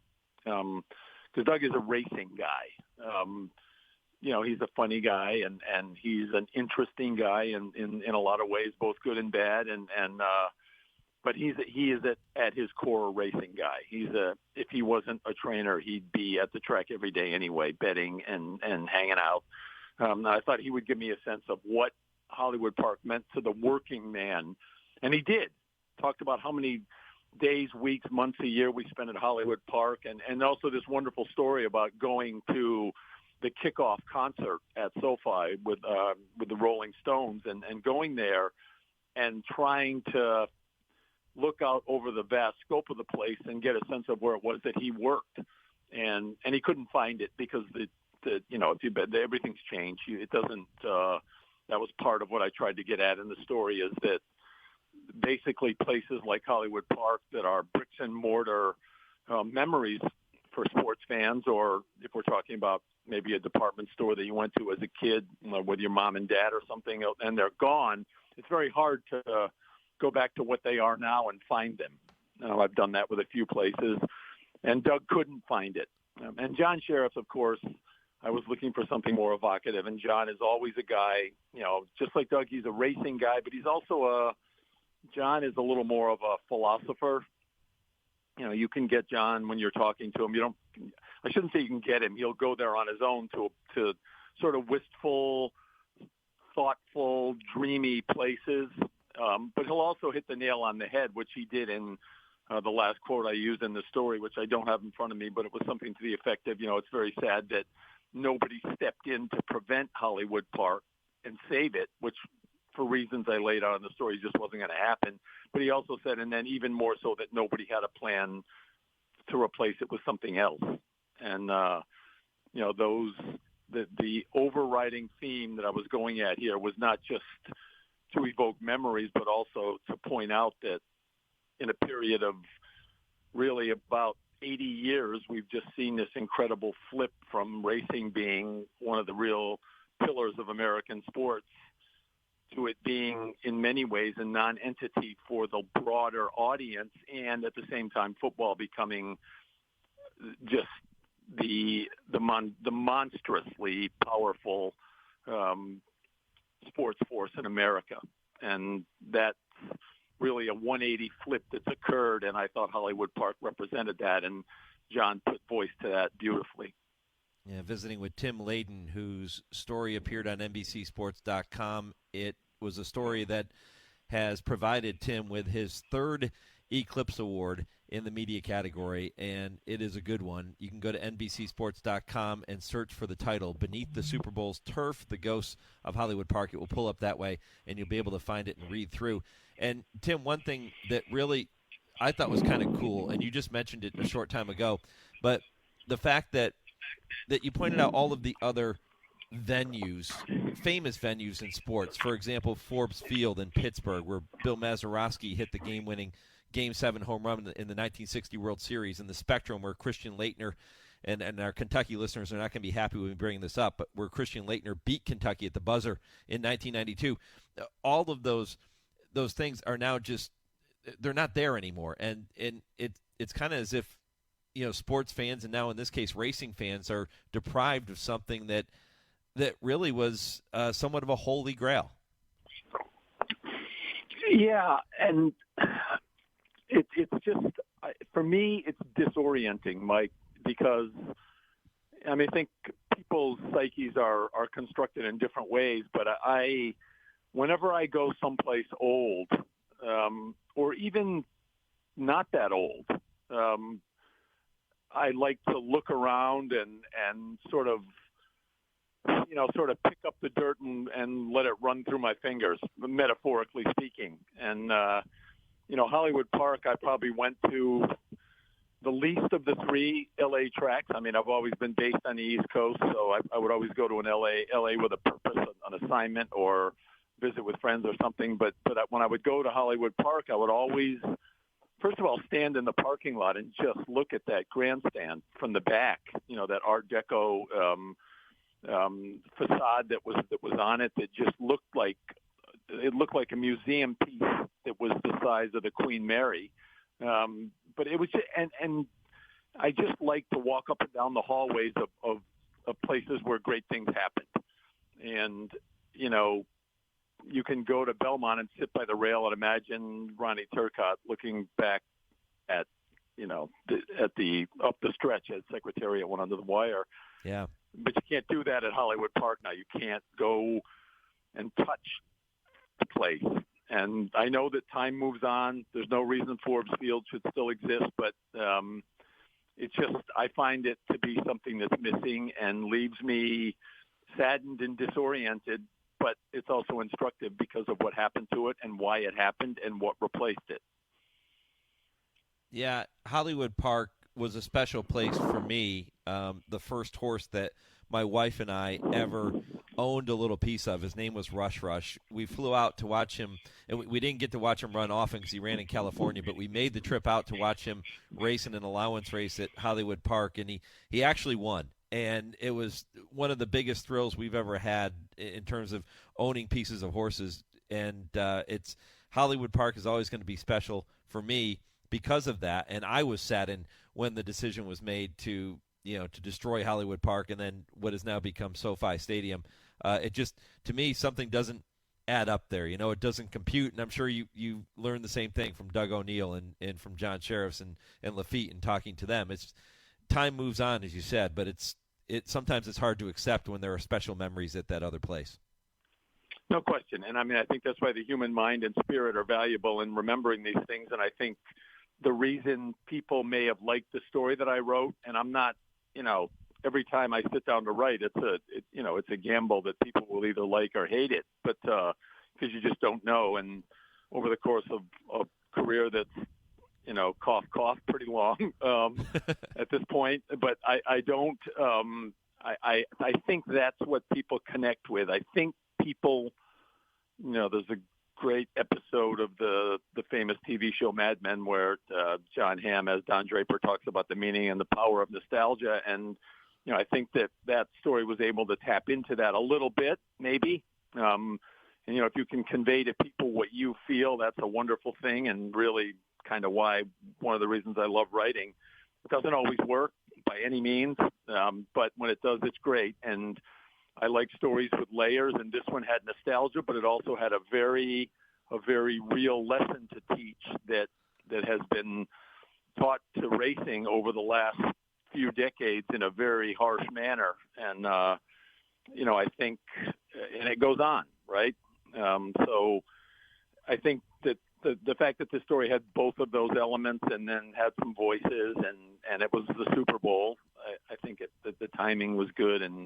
But yeah, that nostalgia, now it's all in our minds and all in our souls instead of something we can, I'm sure you and your wife would love to go walk down to the rail and remember watching Rush Rush come down the home stretch. Yeah. But you can't. And that's a sad thing. There's no way around it. Yep. Yeah, well, Tim, I can tell you captured it beautifully, and it resonated with me because of that very fact. And well done. Congratulations on a third Eclipse Award. Very well deserved, and enjoy every moment of this one, man. It's a fantastic piece, and we'll encourage people to go to NBCSports.com to check it out. Well, Mike, thanks for that, and congratulations to you on your Eclipse Award as well. Very well deserved, and I'm just very happy for you as well. Tim, I appreciate it, my friend. All the best, and we'll talk again soon. Thank you very much. All right, Tim Layden, longtime member of the Sports Illustrated family, and now writing for NBCSports.com, kind of freelancing, but that piece was really, really well done. And my thanks to Tim for telling the story here this morning. Coming up next, I'll continue with the NBC Sports family as I welcome in Lindsay Schanzer, who is the senior producer of horse racing for NBC Sports. They were awarded the Eclipse Award for their coverage of the Breeders' Cup. I'll talk to her about all the storylines they were able to bring to life on television for you. We'll do that next. This is the Equine Forum, presented by TwinSpires on HRRN. Race the TwinSpires, where you can unlock a $25 risk-free bet. Just use the code HRRN25 when you sign up. And if your first bet doesn't win, TwinSpires will refund your account up to $25. Wagering on the app is fast with free past performances, insider picks, and power plays every day you wager. TwinSpires. Download the app today to earn your $25 risk-free bet. Void where prohibited. For terms and conditions, visit TwinSpires.com. Must be 18 or older, 21 and older where applicable. For help with a gambling problem, call 1-800-GAMBLER. There's plenty to bet on at Gulfstream Park this January with the return of the championship meet, featuring live thoroughbred racing Wednesday through Sunday and the $3 million Pegasus World Cup on Saturday, January 28th. Enjoy the races outdoors from the Carousel Club or cool off in a private suite or a restaurant 10 Palms. For stake schedules, reservations, and tickets, head to GulfstreamPark.com. You're listening to the Equine Forum on HRRN, presented by TwinSpires. Quarter mile to go. Cody's Wish keeps moving to the outside. Gunite has the lead. Pipeline's dropping back through the field. It is Gunite with the advantage off the turn to Cody's Wish. Cyberknife between that pair. Slow down Andy is in fourth. Cyberknife, Cody's Wish, and Cody's Wish has a narrow lead. Cyberknife is right there to the inside. Slow down Andy coming late from third. Cyberknife fighting back. Cody's Wish right alongside. Down to the wire. Cody's Wish wins it for Junior Alvarado. Welcome back to the Equine Forum, presented by TwinSpires. Mike Penna, Baron of the Backstretch, with you on this Saturday morning, continuing to honor all of the Media Eclipse Award winners on this show here this morning. You have heard from several already, including Wendy Wooley, who won in the photography category, Tom Law for his article on the Preakness Stakes last year, an early voting's victory. You heard from Tim Layden just a short time ago, whose feature piece appeared on NBCSports.com, and we turn our attention now to Lindsay Schanzer, who is the senior producer of horse racing for NBC Sports. They have been honored for the third consecutive year with an Eclipse Award in the live racing programming, one of many that they have earned over the years. They do a fantastic job, and Lindsay joins me now. Lindsay, good morning and congratulations. Good morning, Mike. Thanks very much, and thanks for having me. Yeah, really excited for you and for your team. And we just heard the call from Kurt Becker of Cody's Wish winning the Breeders' Cup Dirt Mile. That was, in my opinion anyway, maybe the storyline of the entire Breeders' Cup, all due respect to Flightline in the Breeders' Cup Classic. That story with young Cody Dorman and Cody's Wish, simply fantastic. Yeah, I mean, I was listening to the call back and sitting here sort of smiling to myself, thinking exactly what you just said. It's pretty remarkable that in a year where you have a horse like Flightline, who is, you know, one of the best horses potentially ever, absolutely in our lifetimes, and the horse and the story that everyone was talking about in the aftermath really was Cody's Wish, and we were just extremely lucky to be able to tell that story and grateful that it played out the way it did. You know, we've had the privilege over the years to work with the team at NBC and with Westwood One in producing our broadcast of the Kentucky Derby and the Triple Crown. And the first thing that happens whenever you start to put together a broadcast, whether it's on radio or television, you sit down and identify the storylines that you want to feature and bring to life and talk about, in this case for viewers. So take me back to the beginning. How did this award-winning production begin? Yeah, I mean, well, we think about the Breeders' Cup in general all year. It's an incredible event that our partners put on, and we pay attention to the stories throughout the year. Flightline obviously was a horse that we were familiar with. He was not a horse we saw on the Triple Crown Trail for obvious reasons, but we knew that we had something special, hopefully, going into the Breeders' Cup, and, you know, it was when the Pacific Classic happened that we knew just how special it was. But as far as Cody's Wish goes, you know, we were paying attention, but it was relatively small time kind of throughout the year. And it was Randy Moss, one of our analysts, that emailed me back in July and said, you know, hey, listen, here's this horse, here's this story, earmark it. He's won a couple races. Don't know if he'll make it the distance, but it's a really incredible story to please keep your eye on if it happens. And we did, and, you know, he won in the Forego, and we realized, all right, we really have a great one on our hands, and we want to make sure we do it the right way. We've been blessed with some great stories through the years, but this one really, really was set apart, I believe, and I got in touch with our lead feature producer at NBC. He really supervises the NBC features and documentary group, Jack Felling, and said, here's this story. It's really important that we do this and do it the right way. Let's get on top of it and not forget it. And Jack read the story, and he's really in more of a supervisor role at this point, kind of running the features team.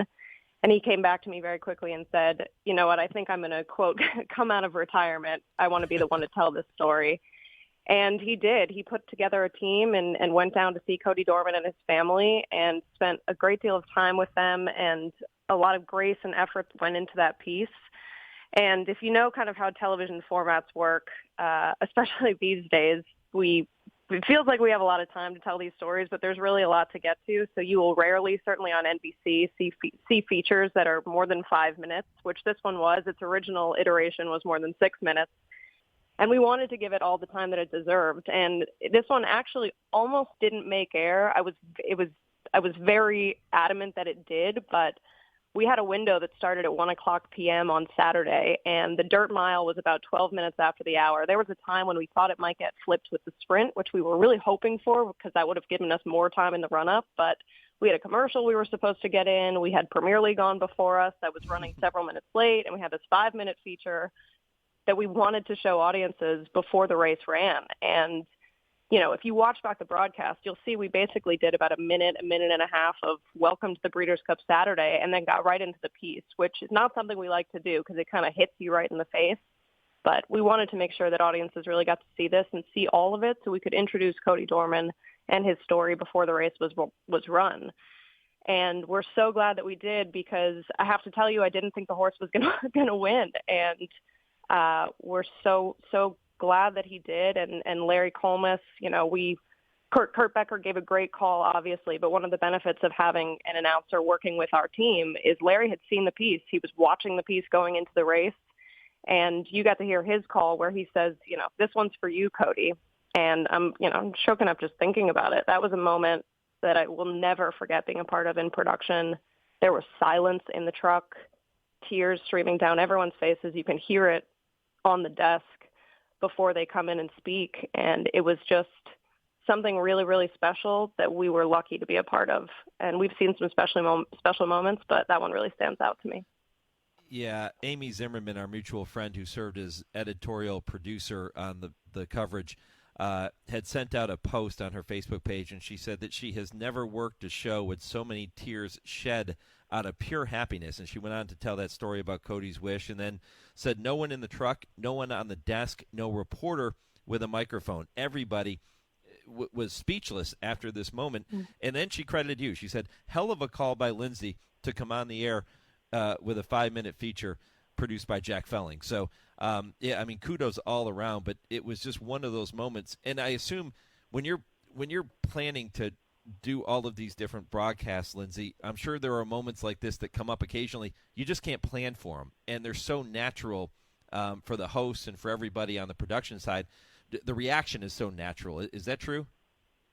Yeah, absolutely. I mean, we try to talk through these moments, and you like you said, you can't plan for how you're going to feel. And I'll tell you, before air, I guess the morning of Saturday for the show, I wanted to make sure that everyone had seen the piece, everyone on the desk especially. And the only person that hadn't seen it to that point was Randy, and showed it to him in rehearsal on Saturday to make sure he watched it.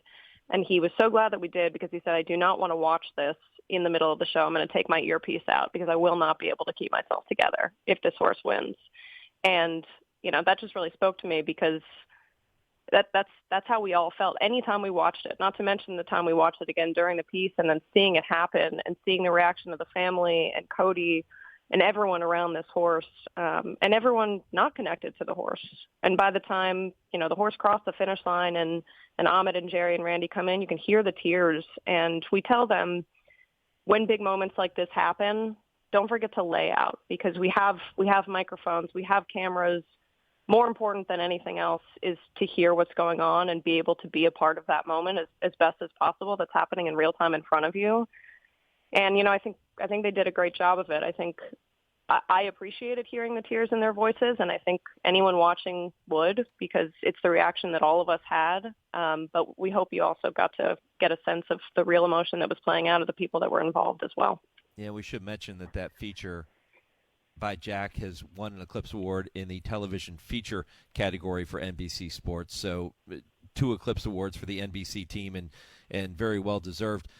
Lindsay Schanzer is the senior producer of horse racing with NBC Sports. She is with us here on the Horse Racing Radio Network this morning, walking through that award-winning television broadcast.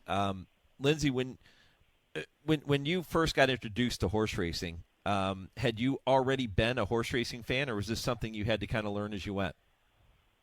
Definitely something I had to learn. I got to go to some races when I was growing up, thankfully, so I was familiar with the sport and the atmosphere, and I always loved big racing days. Not that I went to many, but I got to go to a few growing up. But no, I really, I initially worked on NBC Sports' Profiles and Features department, which for a long time was pretty exclusively devoted to the Olympics. But we started to sort of make our way into horse racing, particularly for the Kentucky Derby. So back in 2013, I joined our horse racing coverage team devoted to the features at that point. And it was horse racing that kind of made me want to make the flip into live production and get on the producer track. So that was about, 10, 11 years ago. And along the way, I have been blessed to work with some incredible people. And we've had a very consistent team, which is awesome. And we're really a great family. You mentioned Amy Zimmerman, who's like my, TV sister / mom. She's incredible and has taught me just about everything I know. And I'm sure anybody listening knows Amy because she knows everyone. And she has very graciously answered all of my questions, even if they seem very ignorant. But no, I've learned a lot along the way and come to love the real intricacies of this sport and done my best to introduce audiences, especially when we get bigger audiences, Kentucky Derby, Breeders Cup, who may not know some of those nuances and try to pull them into something that may seem a little bit wacky, compared to what they're used to with football, but has really special qualities and great stories. What's the biggest difference in producing a horse racing telecast as opposed to producing one for a different sport, whether it's the Olympics or any other sport? What's the biggest difference? Yeah, I think there are a couple.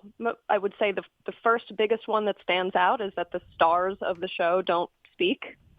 So you need to find a way to tell their stories and connect people and give them a rooting interest. And the way we do that is by telling stories of the human connections and making them familiar with the human connections.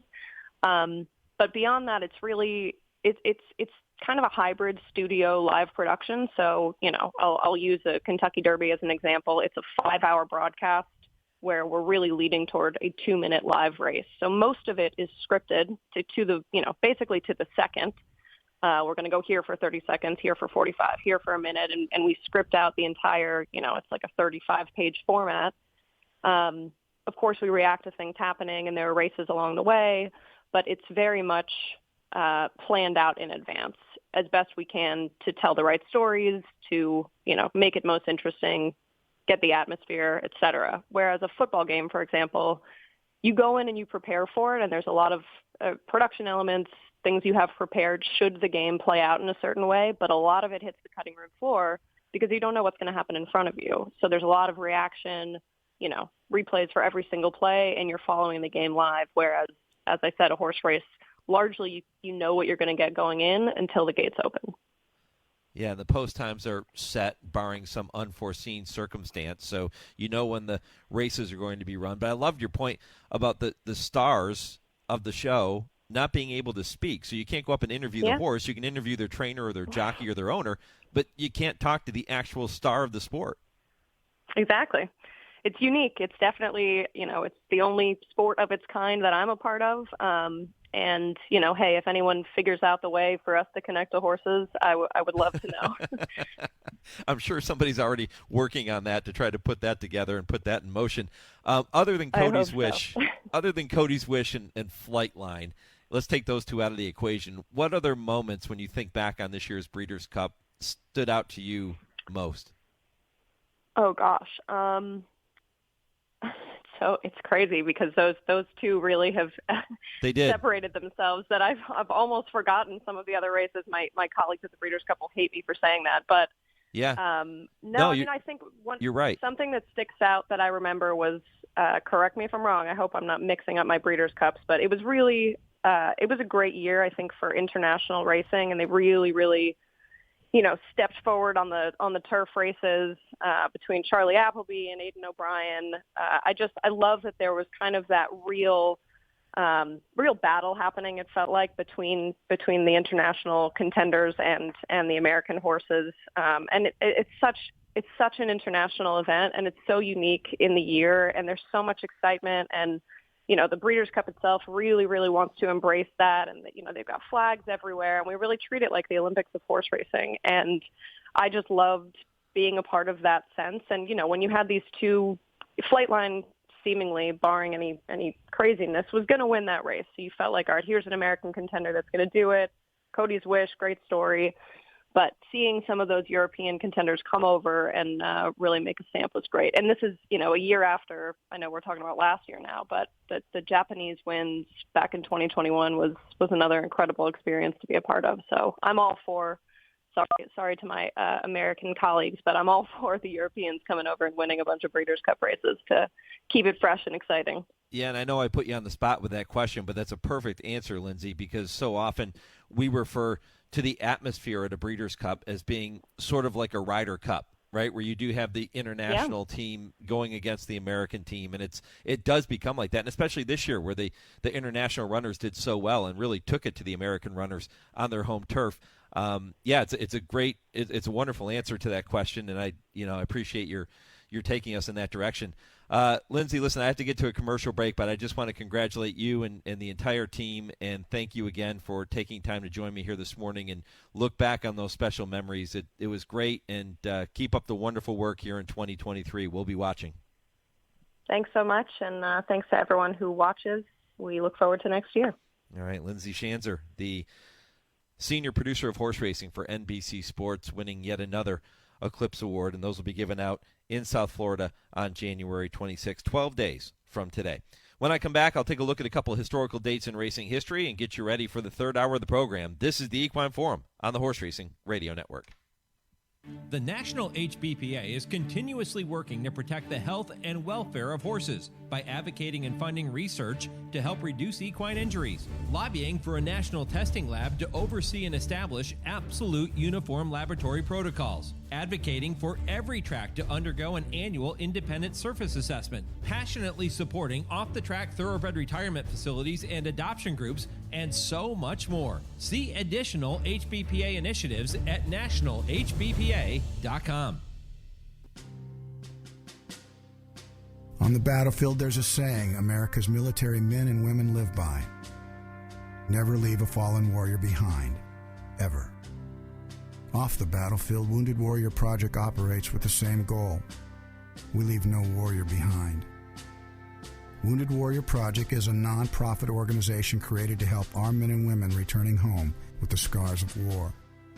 Whether those scars are physical or mental, we're here to make sure that they heal.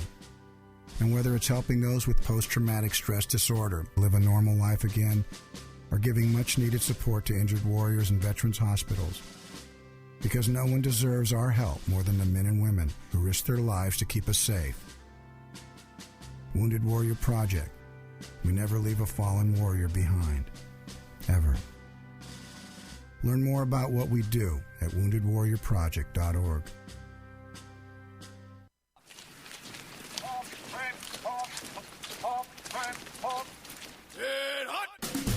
My battle buddies and I attended the NHL Stadium Series at Yankee Stadium.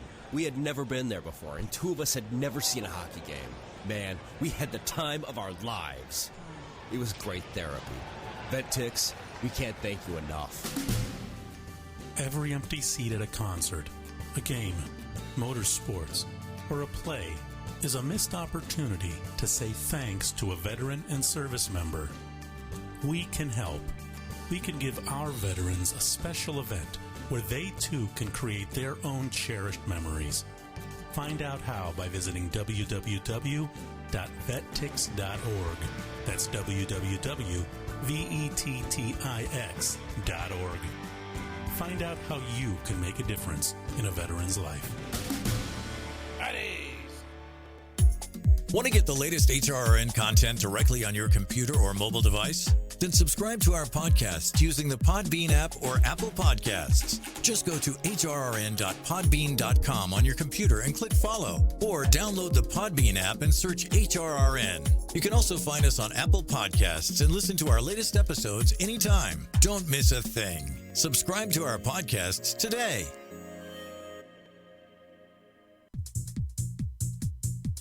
You're listening to the Equine Forum on HRRN, presented by TwinSpires.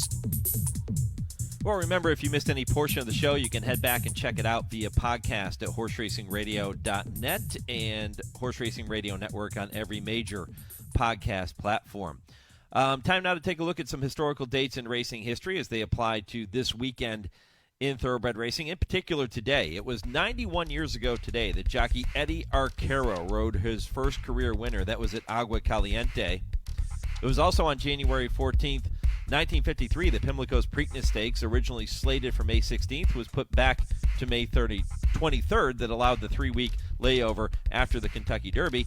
And January 14th, 1989, a big day for jockey Kent DeSormo, who scored his 1,000th career win in the 10th race at Laurel Racecourse. January 14th, 1998, the beat continued for the jockeys, with jockey Patty Cooksey becoming the second female rider to win 2,000 races when she guided Noble Annie to a 5-length victory in the second race at Turfway Park. And those are historical dates in racing history as they apply to this day, January 14th, 2023. 2 hours down, 1 to go. When I come back, I'm going to kick off Hour 3 with this week's TwinSpires Triple Play. I'll be joined by James Scully from Briss, who will share his thoughts on 3 races you can keep an eye on later today. Bet them at TwinSpires.com. At 10:20, Kurt Becker will be here to take you on his weekly stroll through racing history. And at 10:30, I once again welcome trainer Dale Romans and turf rider Tim Wilkin on this week's edition of I Ask, They Answer. If your local station is leaving us at this time, you can continue listening to the third hour of the show nationwide on Sirius 216, XM 204, in the Louisville, Kentucky market on ESPN 680, or on your computer, phone, or tablet with our live streaming at horseracingradio.net. Hour 3 of the Equine Forum is coming up next, right after I pause 10 seconds for station identification. This is the Horse Racing Radio Network.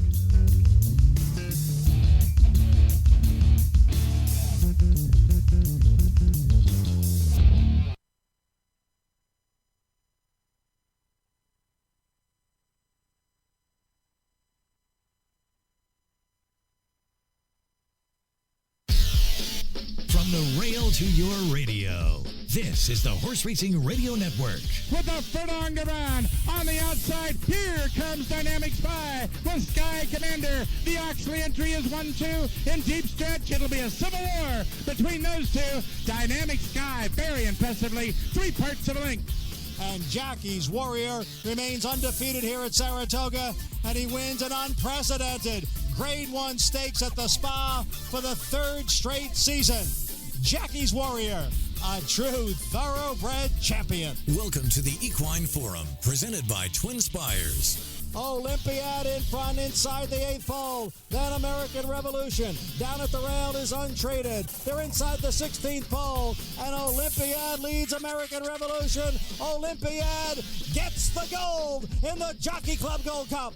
I think you have to be realistic, and you kind of have to know that it really is a long way to go to get these horses there. But yeah, I think from top to bottom, yeah, for sure, we've got more in just numbers. Yes, we obviously had a very good hand a couple years back with Mandaloon and Essential Quality and Caddo River. So we're going to be put in positions where we're going to have to run a few of these against each other, like we did on New Year's Day with Victory Formation and Angel of Empire. So they'll sort themselves out. Now here's Mike Penna.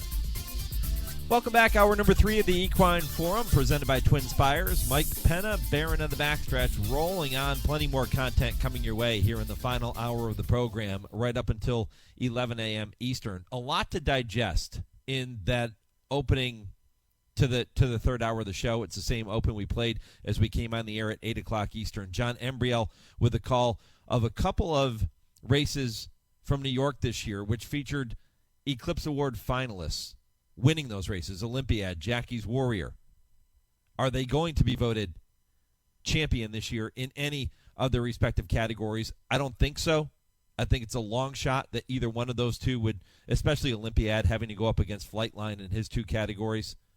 And then you heard Brad Cox at the end of that open talking about the hand that he is holding right now in the middle of January. He appeared on the show last week, and he talked about having 6 horses among the top 15 in the Derby point standings early in the season here. And he said there's a long way to go. He gets it. He's been down this road plenty of times.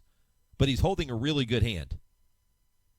He's been here before. We'll see if one of those horses turns out to be good enough on the first Saturday in May to give Brad another garland of roses. It's been a fun show. Had a chance to honor all of the other Media Eclipse Award winners throughout the past 2 hours. And each of them came on, and my thanks to them for doing so, came on to tell the story of either the feature or the article or the story or even the photograph that won the Eclipse Award. And the Eclipse Award is going to be handed out in 12 days, January 26th in Florida. So a really interesting type of show on what has been or what is going to be a slower day in racing, if you will, because of the lack of graded stakes activity. But you heard from trainer Mark Casse talking about the Pasco Stakes at Tampa Bay Downs.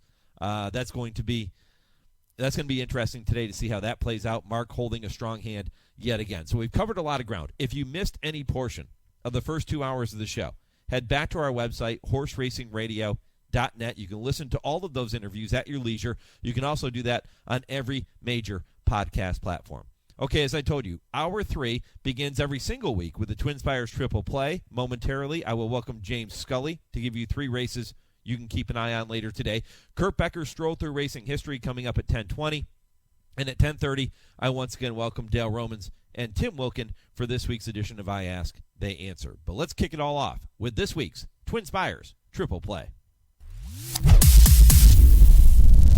And as I mentioned, James Scully, who you get a chance to talk to every Thursday on our Brisnet.com call-in show here on the network, is with me to give you 3 races to bet later today in some form or fashion, however you would like. James, good morning, my friend. Good morning, Mike. Pleasure to be on with you again. Yeah, and looking forward to your analysis of these 3 races. And you always seem to select some different types of races, which I love. It gives people food for thought. It gives them maybe an opportunity to make some money on a race they might not normally be thinking of playing. But today you have selected the 9th race at Aqueduct and then 2 races from Oaklawn, races 9 and 10 at Oaklawn. So we're going to talk about all 3 of those. We will take them in post-position order, and that begins with the 9th at Aqueduct, which features an 11-horse field going a 1-turn mile on the main track. What do you think, my friend? Who wins this one? Mike, I like the number 2 horse, Complete Agenda. And this 4-year-old colt by Curlin back in the day sold for $250,000 as a yearling. He made his first start in the sprint, and then from his second start all the way through his 11th start, he ran strictly at 2-turn distances. And I believe got in a little bit of a rut. He did break his maiden last year at Aqueduct. They gave him a shot in the Peter Pan. He didn't run well there, and sort of, like I said, got in a rut where he wasn't running well. But so they dropped him into a claiming race, Complete Agenda, 2 back, and he was claimed for $40,000 from a non-threatening second. And Linda Rice, the new trainer, cut him back to a 1-turn mile on a good track, and there's a chance of off going today at Aqueduct on January 7th. And he ran the race of his life. He just mowed him down from off the pace that day, made a huge move on the far turn, and won going away. And to me, Corporate Agenda is entering this race. It's an entry-level allowance race. It doesn't have the toughest group of challengers in this finale today, and he's on the upswing. He's a 4-year-old colt that to me got pigeonholed as a 2-turn type, Mike. And we see this from time to time. A change in scenery can make a big difference for a horse. One of my favorite stories along those lines was With Anticipation, way back in the late 90s, early 2000s. This is With Anticipation. I love telling this story because Jonathan Shepard, was one of the greatest horsemen, a Hall of Famer, a leading trainer at Saratoga, won a lot of races on dirt and on turf and with steeplechasers. And he had a horse, With Anticipation, that he ran 20-plus times. He ran him as a 2-year-old, as a 3-year-old, as a 4-year-old, and then as a 5-year-old on dirt with limited success. He dropped him into the claiming ranks once. And as a 6-year-old in his 3rd start, he put him in a Keeneland turf allowance. He won that race by 9 lengths. He then won the Louisville handicap at Churchill by 6.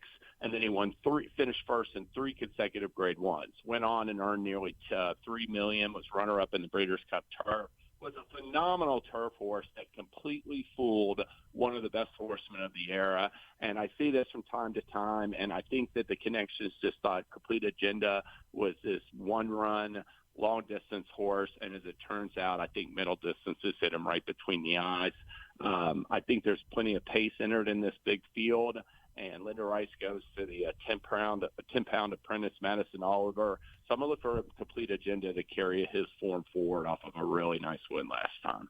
James, I love that story, and we see that play out many, many times in racing. Maybe not quite at that level, but it does play out quite often in that fashion. And the other thing I love about your pick, Complete Agenda, is that pedigree. I mean, being by Curlin and the dam is Constellation. She was a Grade 1 winner. I think Bob Baffert had her. She was fantastic, too. So the pedigree is there for this horse to turn out to be really, really good throughout the rest of not just today, but 2023. Right, I agree with that. Like I said, commanded a $250,000 way back in the yearling, and I think it's a good sign that Linda Rice is bringing him right back off a 2-week rest. He's sharp right now, and he's made 3 starts at Aqueduct. He has 2 wins and a second. So, he likes the track. He's won on and off track. He's bred for slop. So a lot of positives in my estimation for Complete Agenda. And as you referenced, many of his best races have come from off the pace. You see enough speed in here to set up that late run? I do. I think there's a fair amount of speed entered for sure.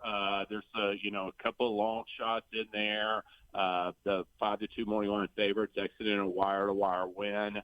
You have number 9, Prince of Pharaohs, is a pretty quick from the gate. But I really think number 11, Watasha. This is an into mischief gelding for Bill Mott now. It was Chad Brown used to have him. And he led wire to wire when he broke his maiden, and it just hasn't worked out for him reading off the pace in his last 2 starts. And I think Dylan Davis is sending him from the gate. So I'm looking for the contested pace that sets up well for my pick.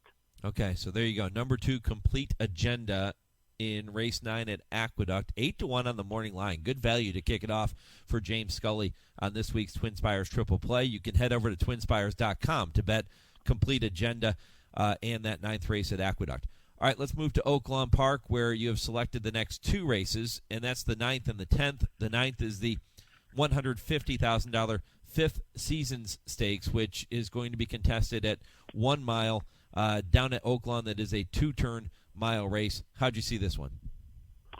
Well, I like number 1 Soy Tapatio entering this race on the upswing for Robertino Diodoro, who just recently won his 3,000th race of his career. He's winning at a 30% clip this meet at Oaklawn. His horses have been running really well. And this is a 5-year-old gelding that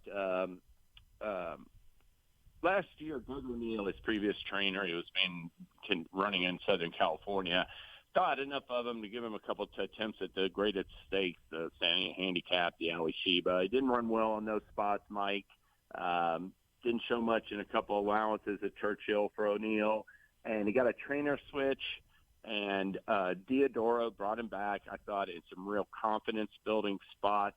He enters this race having won his last 2 starts. His lone setback was a close second at a 1.25 mile distance. It was, too far for him. I think this mile trip fits him perfectly. And I like the way this race is going to set up. You have Ginobili, who's the morning line favorite. He's number 1 outside of Del Mar. He is unplaced in 2 starts at Oaklawn, and then even year before when he shipped out of California, he didn't run well. So he's a little bit of a liability because he likes to run on or up close to the lead, and there's just a bunch of speed in this race. It looks like you're going to have Running Ray, Hello Hot Rod, and Dreamer's Disease all showing early speed. Mike might have another wild card as well in there. A horse like Heart Rhythm stretching out from sprints to routes. Could be a contested pace. I think getting hot riding Christian Torres is an advantage for Sully Tapatio. I think he'll fit a good trip, like in that second, maybe mid-pack 3rd flight behind the leader, saving ground, and then he'll come with a big run into the stretch and per best earn his. That one other thing I like too is he has a really good 5-furlong work. So I'm going to give him the call to win the Fifth Season Stakes later this afternoon. Yeah, maybe a cozy rail skimming ride and trip for Soy Tapaccio in race number 9 at Oaklawn, the 5th season stakes. That is the top pick for James Scully, 9-2 on the morning line. Your final race you selected is the race following that one. It is the 10th, and it's a maiden special weight, 1 1/16. This one for the newly turned 3-year-old boys. Who knows? Maybe we'll see a Kentucky Derby contender come out of here. Certainly some promising runners signed up to go. It's a big field. Rocket and Roll, 8-5 on the morning line for Brad Cox, likely to get most of the attention. Is it Rocket and Roll, or is it somebody else? Well, I'm going to say this about Rocket and Roll. That wasn't a bad effort last time. He ran second at Oaklawn Park, stretching out the 2-turn route after not showing much in his debut sprint at Keeneland. But Brad Cox takes the blinkers off. He was up front. He showed speed from the gate, Mike, and gave way pretty readily in the stretch. I think Cox might be looking to change tactics today with the blinkers off, and I wouldn't be surprised if Tomo looks to sit up close. This is a race that once you get past Rocket and Roll, you don't have any horses in this field that were on the lead in their last start. But Colton was chasing it, I thought. Went back and watched that replay, and was number 1. It was this big. And I'm not afraid to swing for the fences in this race. I'm going to take a shot on this horse for Joe Sharp. You know, he debuted last year in the fall at Churchill Downs. You know, Saez, I thought, gave him a good ride after sort of falling way behind. Going into the far turn, he rallied to be like 5th that day. And then last time, like I said, I thought Arrieta was chasing a pretty solid pace. They went 22 and change that day for the opening quarter. He hung in there pretty good, I thought, to be 4th. And I think going to the rail and being inside a bunch of horses that look like they don't have any speed whatsoever is going to allow Arrieta to send. It was this big. In my opinion, Bejarano, Torres, and Arrieta, they're riding as well as anybody there. And I think it's a good sign that Arrieta sticks with this. It was this big. A 3-year-old by exaggerator for Joe Sharp. And like I said, be a big price, 15-1. Great stuff, 15-1. Huge price here for James Scully in the 10th at Oaklawn, and that would be a wonderful way to wrap up your TwinSpires triple play at TwinSpires.com. And, James, you're obviously not scared of those inside post positions at Oaklawn because you've selected the one horse in both races, the 9th and the 10th. Yeah, it's funny. It works that way where you see like 5 horses went from the rail at Oaklawn, and you might think, you know, it's been pretty good there of late. That was like one day last week. There were like 5 horses. I thought that won from the inside. So. Well, fantastic, man. That's great. So just to recap, race 9 at Aqueduct, the first leg of this week's TwinSpires triple play. James will take number 2, Complete Agenda. Race number 9 at Oaklawn, he'll go with number 1, Soy Tapaccio. And in race 10, number 1, it was this big. So some good prices there, too. 8-1. 9-2, 15-1 in the 3 races, respectively. So, James, let's hope that we can score on a couple of those. Who knows? Maybe all 3. And folks will be singing your praises on the Brisnet.com call-in show next Thursday. That's the plan, Mike. Best of luck to you this weekend and everybody listening. Thanks so much for having me on. Good luck, brother. Enjoy the races. Thanks for joining me. James Scully, Brisnet.com call-in show Thursday, 6 to 7 Eastern, right here on the Horse Racing Radio Network. And you can follow him on his Twitter feed as well, and follow him at Briss and keep up to date with all the selections that he has to offer. All right, coming up next, it is time for Kurt Becker to take you on his weekly stroll through racing history. And at 10:30 Eastern, Dale and Tim are going to be back with me for the ultra-popular I Ask, They Answer. There are plenty of topics to get to today with them. We'll do it at 10:30 Eastern. But first, Kurt Becker and his stroll through racing history coming up right after this. It is the Equine Forum, presented by TwinSpires on HRRN. Race to TwinSpires, where you can unlock a $25 risk-free bet. Just use the code HRRN25 when you sign up. And if your first bet doesn't win, TwinSpires will refund your account up to $25. Wagering on the app is fast with free past performances, insider picks, and power plays every day you wager. TwinSpires. Download the app today to earn your $25 risk-free bet. Void where prohibited. For terms and conditions, visit TwinSpires.com. Must be 18 or older, 21 and older where applicable. For help with a gambling problem, call 1-800-GAMBLER. Looking for some excitement going into the new year? Laurel Park has plenty of live horse racing events to spice things up this January. The much-anticipated winter meet kicks off January 1st. Plus, we've got special MLK holiday racing on Monday, January 16th, and the Winter Carnival Stakes on Saturday, January 21st. Winter may be cold, but the racing at Laurel Park is hot. Learn more about upcoming January events by visiting laurelpark.com.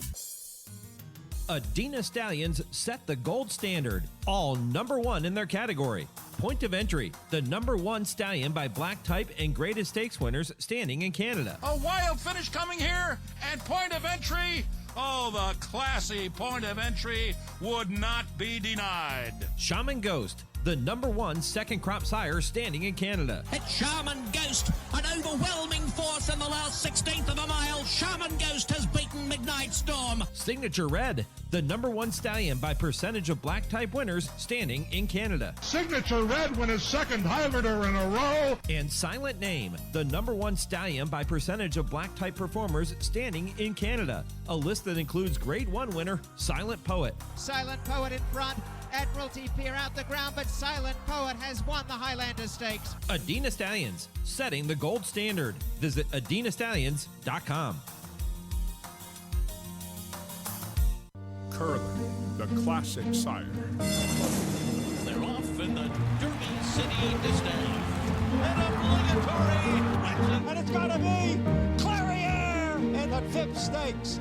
Nest, much the best. She won by better than 10 lengths in this coaching club. American Oaks, Cody's Wish, with the upset in the Fargo. And Marathon has won the Personal Ensign Stakes. Curly, standing at Hill and Dale.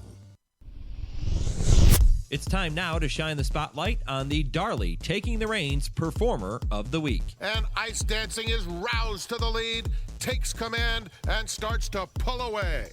Ice Dancing and Flavien Prat winning convincingly in the Santa Ynez by 3 lengths. Ice Dancing, the talented daughter of Darley stallion Frosted, scored in the Grade 3 Santa Ynez at Santa Anita, earning 10 points toward the Kentucky Oaks. And Frosted's son, Arctic Arrogance, placed second by a half length in the Jerome at Aqueduct, making Ice Dancing and Arctic Arrogance your Darley Taking the Reins Performers of the Week. Darley Stallion Frosted, standing for a 2023 fee of $10,000 live foal. From September through December last year, only Into Mischief and Bolt Doro could match Frosted's number of juvenile stakes horses. Learn more about Frosted and all the Darley Stallions by visiting darleyamerica.com. You're listening to the Equine Forum on HRRN, presented by TwinSpires.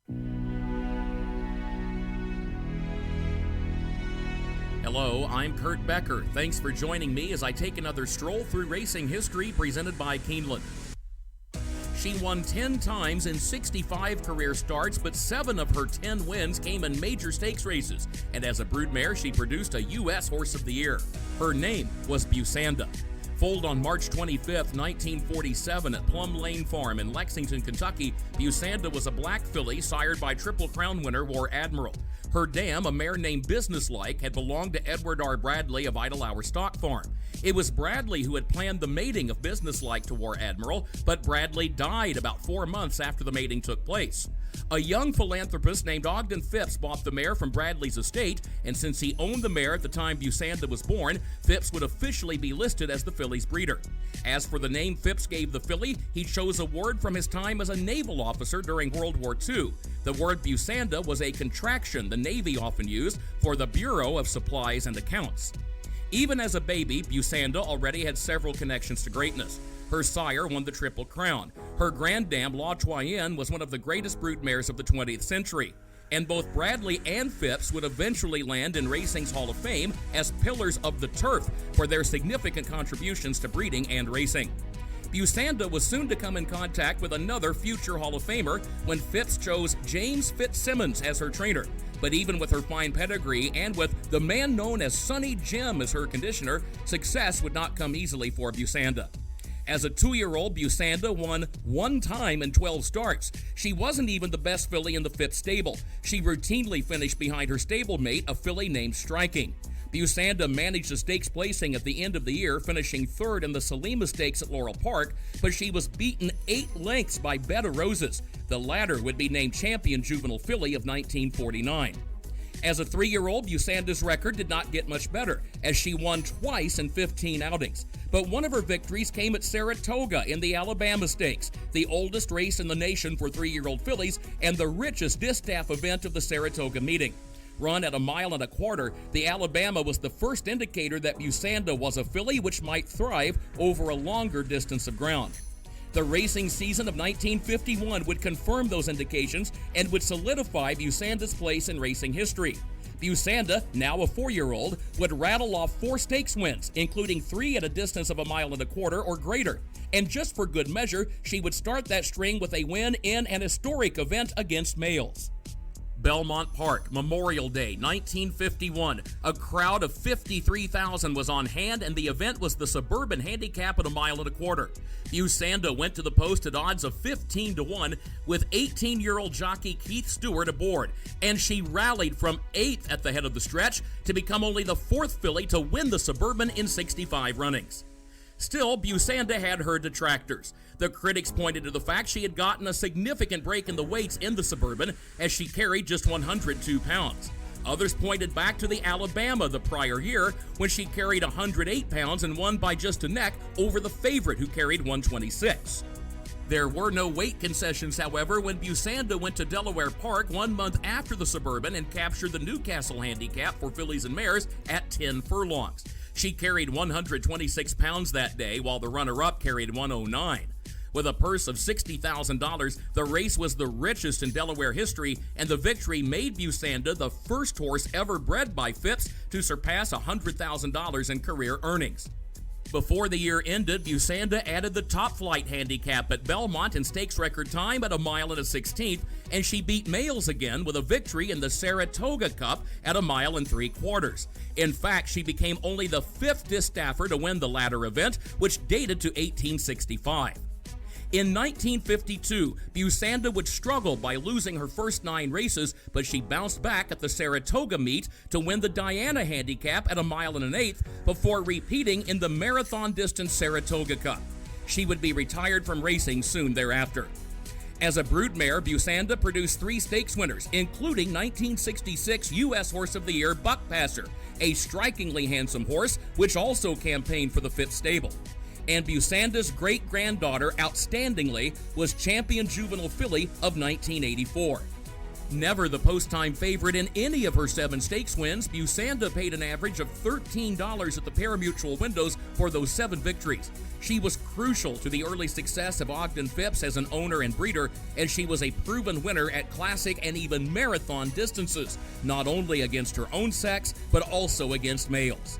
Busanda died in 1968 at the age of 21, but her legacy survives to this day. Please join me again next week when I take another stroll through racing history presented by Keeneland. For HRRN, I'm Kurt Becker.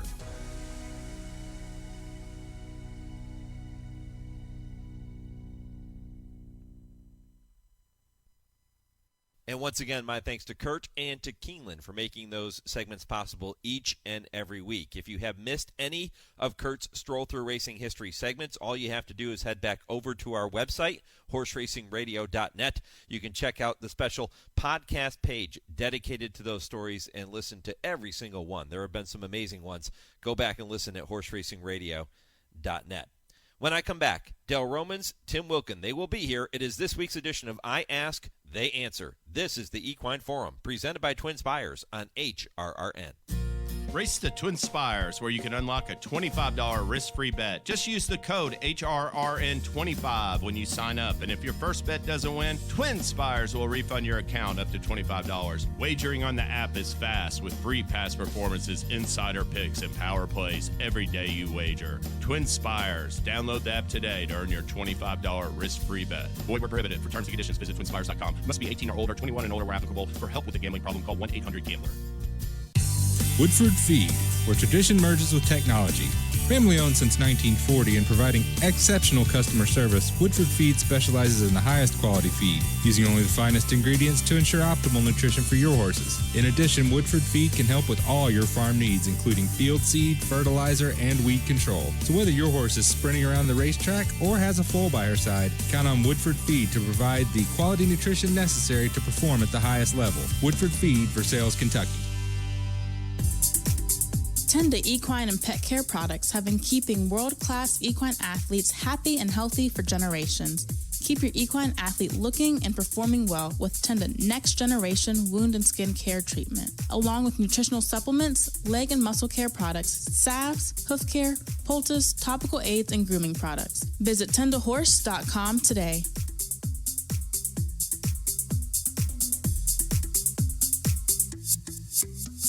New to Coolmore America for 2023 is Jack Christopher. A son of top sire Munnings and a 3-time Grade 1 winner, Jack Christopher was an 8 3/4 length winner on debut at Saratoga at 2 before winning the Grade 1 Champagne with a whopping 102 Beyer. His 3-year-old campaign included wins in the Grade 2 Pat Day Mile, the Grade 1 Woody Stevens by 10 lengths, and the Grade 1 H. Allen Jerkins. Jack Christopher stands at an introductory fee of $45,000. Call the team at Ashford today to book your mare before he fills up. This son of Danzig ranks among the world's elite sires, with Grade 1 winners on dirt and turf and star performers both at home and abroad.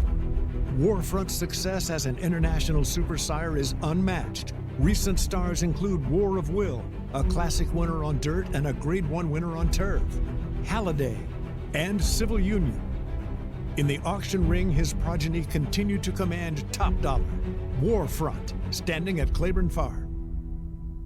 I'm here with Joe Brown Nicholson of Nicholson Insurance Agency. Joe, how do you value a horse for insurance? Well, Mike, it's easy to value a horse when purchased out of a public auction. The insured value would simply be the auction price. But insuring homebreds can be a little more involved. How so? Well, factors such as a stud fee, conformation, pedigree, sales and race records of siblings, even popularity of the stallion all come into play. How closely do you work with owners in determining a horse's value? Well, the owner has a pretty good idea of the horse's value, so generally it's just a matter of agreeing to the request and having the policy issued. For all your equine and general insurance needs, including farm owners, liability, homeowners, auto, and more, contact Joe Brown Nicholson at nicholsoninsurance.com or call 859-224-7080. That's 859-224-7080. Nicholson Insurance Agency. You're listening to the Equine Forum on HRRN, presented by TwinSpires. Now Warlike Goddess begins to pick it up from third. She's moving up on the outside. Adamo is down at the rail in fourth. Then a Rock Emperor, Soldier Rising.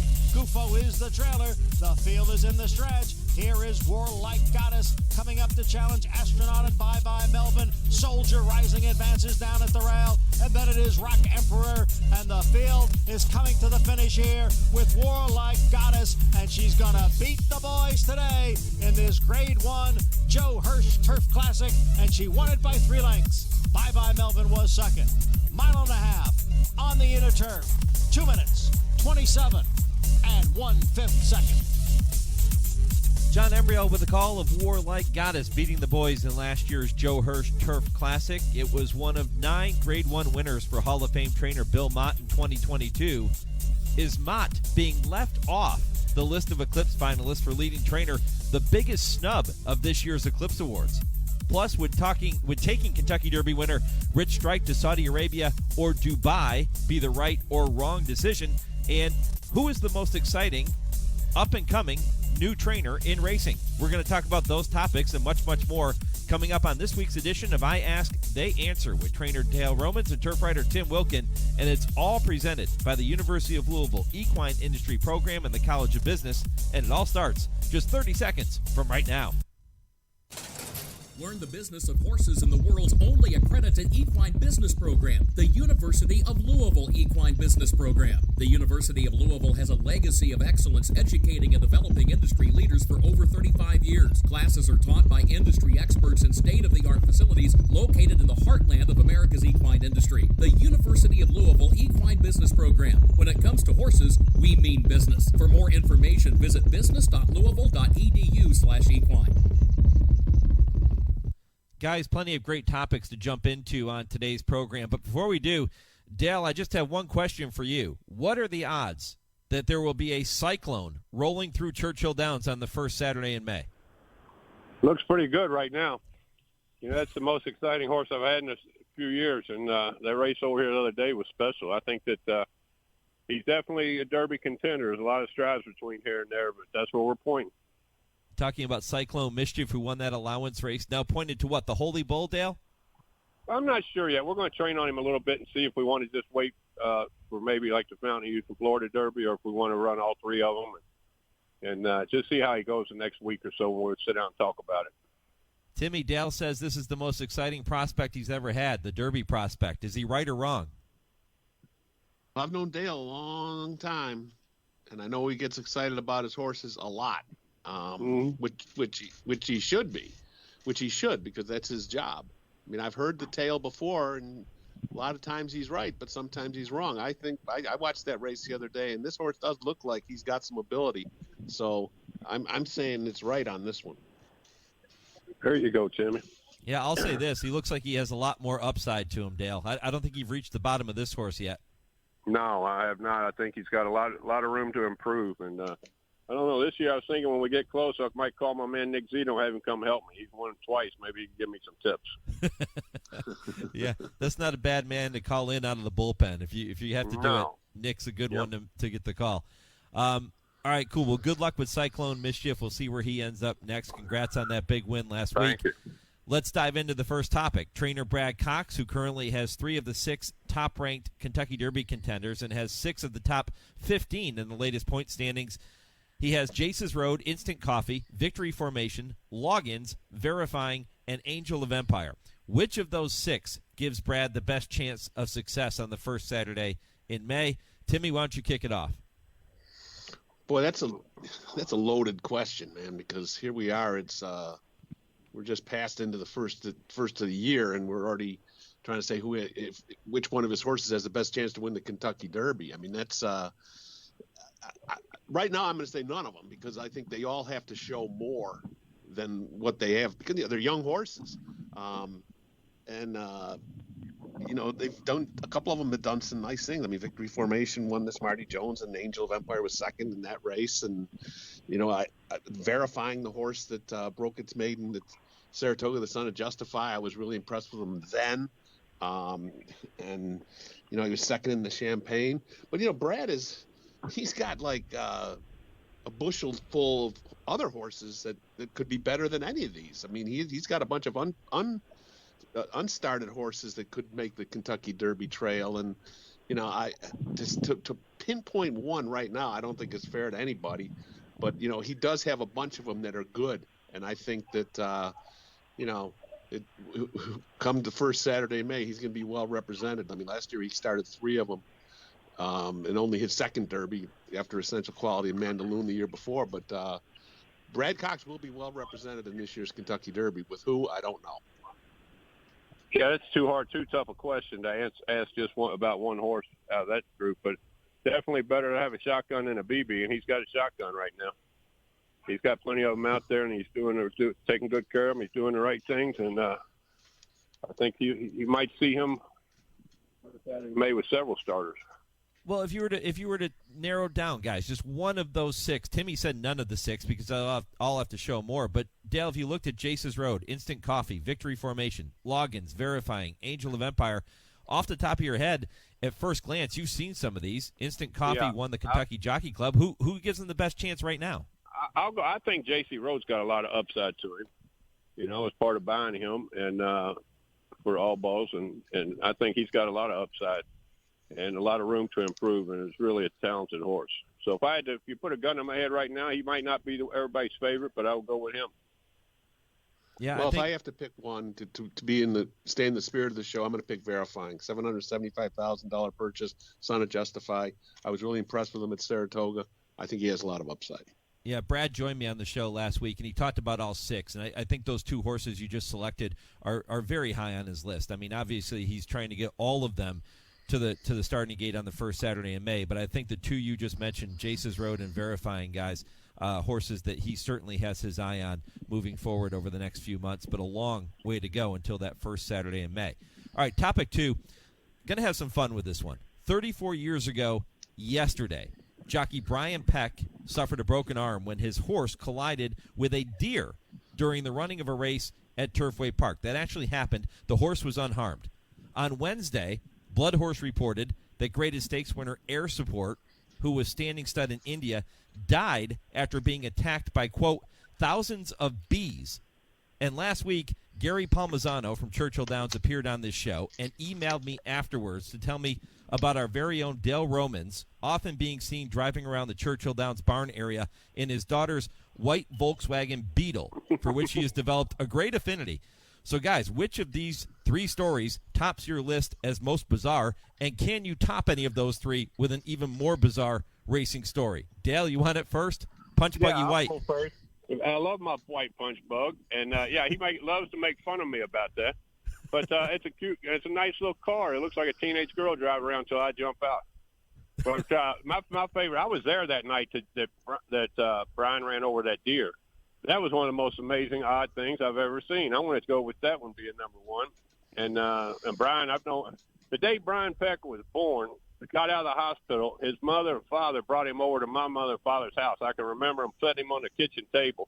He was in a little thing that the babies go in, and his father rode for my father for a long time. They were all good people, and I'm going to say that's the most bizarre because I was there and watched it.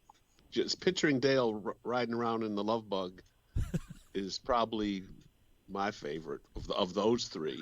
Does he have a racing stripe on it, and is there a number 53 on it? Does the car sometimes start up when Dale's not in it?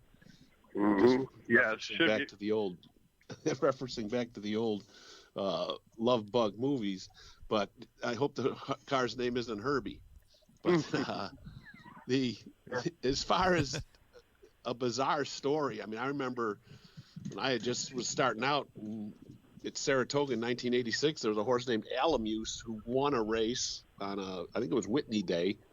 40,000 people in there, and the stewards disqualified her, and she was the wrong horse. They disqualified the wrong horse, and it was one of the most bizarre things I've ever seen. And they never made the announcement because they posted the race official. Once the race is official, it's official, and they didn't announce it to the crowd that they'd made a mistake. Probably because if they did, they would have burned the place down. But that was one of the most bizarre things I've ever seen in my life. And, to have a horse wrongfully disqualified after winning a race had nothing to do with the incident that involved another horse falling was one of the most bizarre things I've ever seen in my life. Yeah, I'll throw one more in there. Eddie Martin, one year at Churchill Downs. He literally came off of the horse. The horse stumbled. He ran 2 strides on the rail and jumped back on the horse. And I thought, you go back and watch that if you ever get a chance. Eddie Martin. And I thought that was one of the more bizarre things I've ever seen. And that night, after the last race, I get a call. It's Eddie Martin. He said, "Are you home?" I said, "Yeah, why?" He said, "Because I need a drink." And he came over to the house, and we hung out that night. Great story. If you want to throw one more out there, I'm going to throw out the Preakness day when the knucklehead ran on the course and was running down the stretch at Pimlico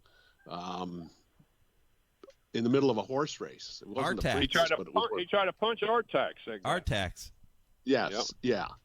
That was pretty nutty too. Yeah, crazy. Yeah, this is a crazy game, and certainly those stories are right up there among the most bizarre. Let's do this, guys. Let's move on to the next topic. It is right or wrong. Every week we honor our friend Nick Zito here on the show with this following segment, right or wrong. Yeah, right or wrong. Am I right? What do you think? Right or wrong? All right, 3 topics to get to here in right or wrong. The first is regarding Kentucky Derby winner Rich Strike, who resumed his light training this past week with a goal of competing in either the $20 million Saudi Cup or the $12 million Dubai World Cup. Guys, he is winless in 5 starts since his Derby upset, so would shipping him across the globe to compete in one of those races be the right or wrong decision? What do you think? Right or wrong? Timmy? Well, I'm a I am a big Rich Strike fan, but I think it's the wrong decision to send him over there. You send a horse over there, it could, no matter how he does over in Saudi, it can really knock a horse out for a while. And I know that by talking with Eric Reed in November after the Breeders' Cup, they really do want to have a big campaign for him this year. And he had mentioned races like the Stephen Foster and the Whitney is the path that he might head towards the Breeders' Cup, maybe the Lucas Classic again. I think that by going over to Dubai is not the right decision for this horse. I would stay in the U.S. and hope for a big campaign here and keep him as fresh as possible. That's what I would do. Yeah, I say buy a horse, see the world. And if you got an opportunity, your horse is doing good, and you think he can compete, go on with it. It may affect him a little bit when he comes back. He might have to regroup a little and rest up, but it's big money, once-in-a-lifetime event. And I haven't been to Saudi, but I've been to Dubai plenty of times for the World Cup, and it's an amazing experience. It's worth doing. If you think you got a chance and you got a healthy horse, take a shot. All right, there we go. Topic 1. Topic 2 continues with Rich Strike because he was not among the finalists for Eclipse Champion 3-year-old male. Epicenter, Modern Games, and Taba are the 3 candidates for that title. Dale, you wanted to be the judge. You liked it last week, so I'm going to give you another shot here. Timmy and I both voted for Cyberknife over Modern Games in this category. So, Dale, be the judge. Are Timmy and I right or wrong? Yeah, right or wrong. Okay. I'm all about Epicenter, so I'm going to say y'all are wrong. And, it's always tough this time of year when it comes to Eclipse time that there's always somebody that should be mentioned that gets left off. It's just there's too many good horses out there this year, too even groups. So you think Modern Games, being among the finalists over Cyberknife, is the right decision on the voters' part? I don't. Cyberknife had a good year. You can make an argument for them all, but even like Rich Strike. But I think that they got it pretty good. They got it right. All right, Timmy, I guess we're wrong on that one. We did not make it into we're right. We're right on this one. We're not getting in the Modern Roman Empire this week. Horse. Huh? I said we're not getting in the Roman Empire this week. Well, I guess the judge is going to send us to prison. We'll try to do better next week. We'll give Dale a couple of other topics where he gets to be the judge. But we have one more right or wrong to get to. The top trainer title is most likely to come down to Chad Brown or Todd Pletcher. Steve Asmussen is the other nominee in this category after leading the nation in total wins. However, fellow Hall of Fame trainer Bill Mott finished the year with more graded stakes wins and more Grade 1 wins than Asmussen. So if I were to say Bill Mott may be the biggest snub of this year's Eclipse finalists, would I be right or wrong? Yeah, right or wrong. Am I right? Dale? I'll agree with that one. That was a big snub. In my opinion, he should be on there every year.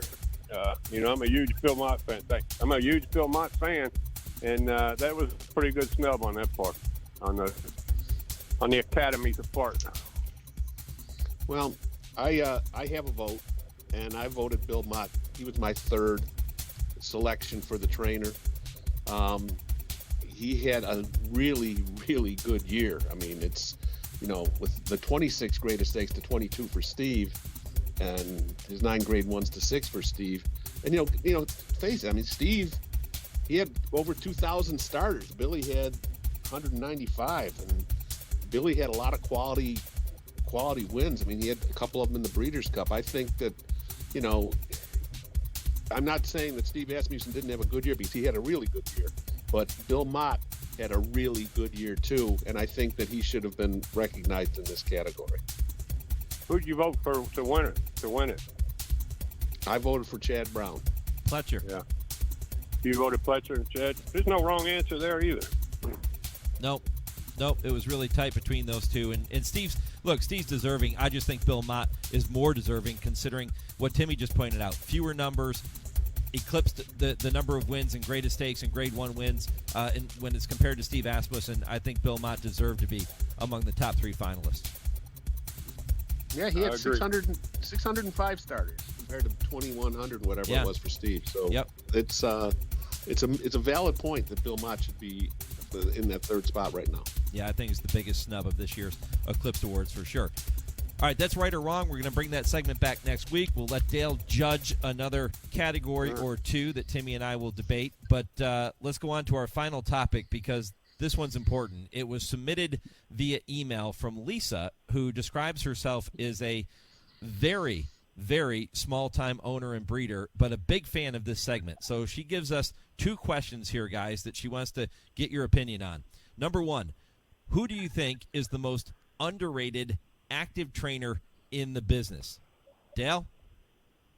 Oh, there's a bunch of them out there that are really good horsemen that just haven't had the best horses. And, you know, my good friend Greg Foley's an example. In the last couple of years, he's gotten some good horses, and he's been able to show what he can do with them. And has had some bang-up the last couple of years, and I think he'll just continue. So I'm going to stick with my buddy Greg Foley. Well, you're right. There are a lot of them out there. And first, thank Lisa for the question, and glad that she's a fan. We'll have to send her a T-shirt with I Ask the Answer on it, which I'm sure Mike is going to start making any day now. Yeah. But good idea. You know, there are so many underrated. And now this might surprise you a little bit, but I'm going to say Shug McGahee. I mean, he's in the Hall of Fame, yes, but it seems like year in and year out, all Shug does is have a very solid season, and he doesn't really get a lot of recognition for it. He's annually in the top 25 in earnings, and you know, I just think that he's a guy that has just mastered his craft, and he doesn't get enough credit for it. So I'm going to say Shug McGahee with a honorable mention to my pal Dale Romans. Oh, there you go. Thank you, buddy. You're right about Shug when you think about it, but he's as high thought of as a person can be amongst his peers and on the backside. So he gets plenty of recognition from all of us. Another one of my heroes growing up. I don't think he gets it outside. No, you're right about that. You know, a guy told me one time, it made a lot of sense. He said the most underrated player in golf was Tiger Woods. Even though everybody knows he's great, they don't realize how great. He's so much superior than everybody else. So that happens sometimes. No, it's interesting. Yeah. She also wants to know, she sent a second question here, who do you think is the most exciting up-and-coming new trainer in the game today? So, Timmy, why don't you take this one first? Well, you know, I'm going to go with Norm Casse, the son of Hall of Famer Mark Casse. He just went out on his own in 2018, and his numbers are steadily going up every year. He was over $2 million in earnings last year. I think it's just a matter of time before he starts getting really quality 3-year-olds and makes a dent in the on the Triple Crown Trail. He's a classy individual, does a hardworking guy like his dad. But then again, everyone's a hardworking guy on the backside. But for my money, I'm going to say Norm Casse. Good call, Dale. Yeah. Well, he just stole my man. I've known Norm since he was 5 years old. Mark and I grew up on the backside together, and we're good friends. And Norman's doing a great job. But there's a lot of good young kids coming up, getting in the way, and are doing a really good job. And but Norman was going to be my pick, so I don't have a backup. So I'm going to stick with Norman too. We'll all just praise Norman today. He's a good young man. My son had dinner with him last night. He was telling me. Oh, fantastic. Yeah, great call. It's hard to go wrong with Norm Casse. He represents the sport the way it's supposed to be represented, just like his father does too. So good selections there, guys. One final segment here. It is time for each of you to make one final point, your parting shot, if you will, before we wrap things up. So, Timmy, why don't you take it first? What is your parting shot this week? Well, the fact that I didn't get to say it last week, a big-time congratulations to Mike Penna and the Horse Racing Radio Network for winning an Eclipse Award. Their second, I think it is, or is it their third? Third. But third. And I just think it's a phenomenal achievement from what you guys did for in the Breeders' Cup last year, and big congratulations from me. Thank you, my friend. Yeah, that was impressive. And if you remember the first one, it was when the kids were handicapping. Yes. Remember, what that Breeders' Cup? Jake and another kid were handicapping back and forth. Yep. That was a good show. So congratulations. My final parting shot is going to be a little different this week. It's because it's cold down here in Florida today, so y'all don't feel so bad up there in the cold.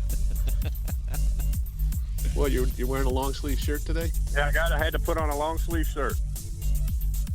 So it's rough. The three bad days we have a year are this weekend. It's rough. Dale Romans, Tim Wilkin, guys, appreciate it. Enjoy the weekend. Dale, good luck with Cyclone Mischief and all the horses that you're going to saddle. Go get it done, my friend. And Timmy, good luck at the windows. We'll talk again next week. We'll do it all over again. All right, fellas. Sounds good.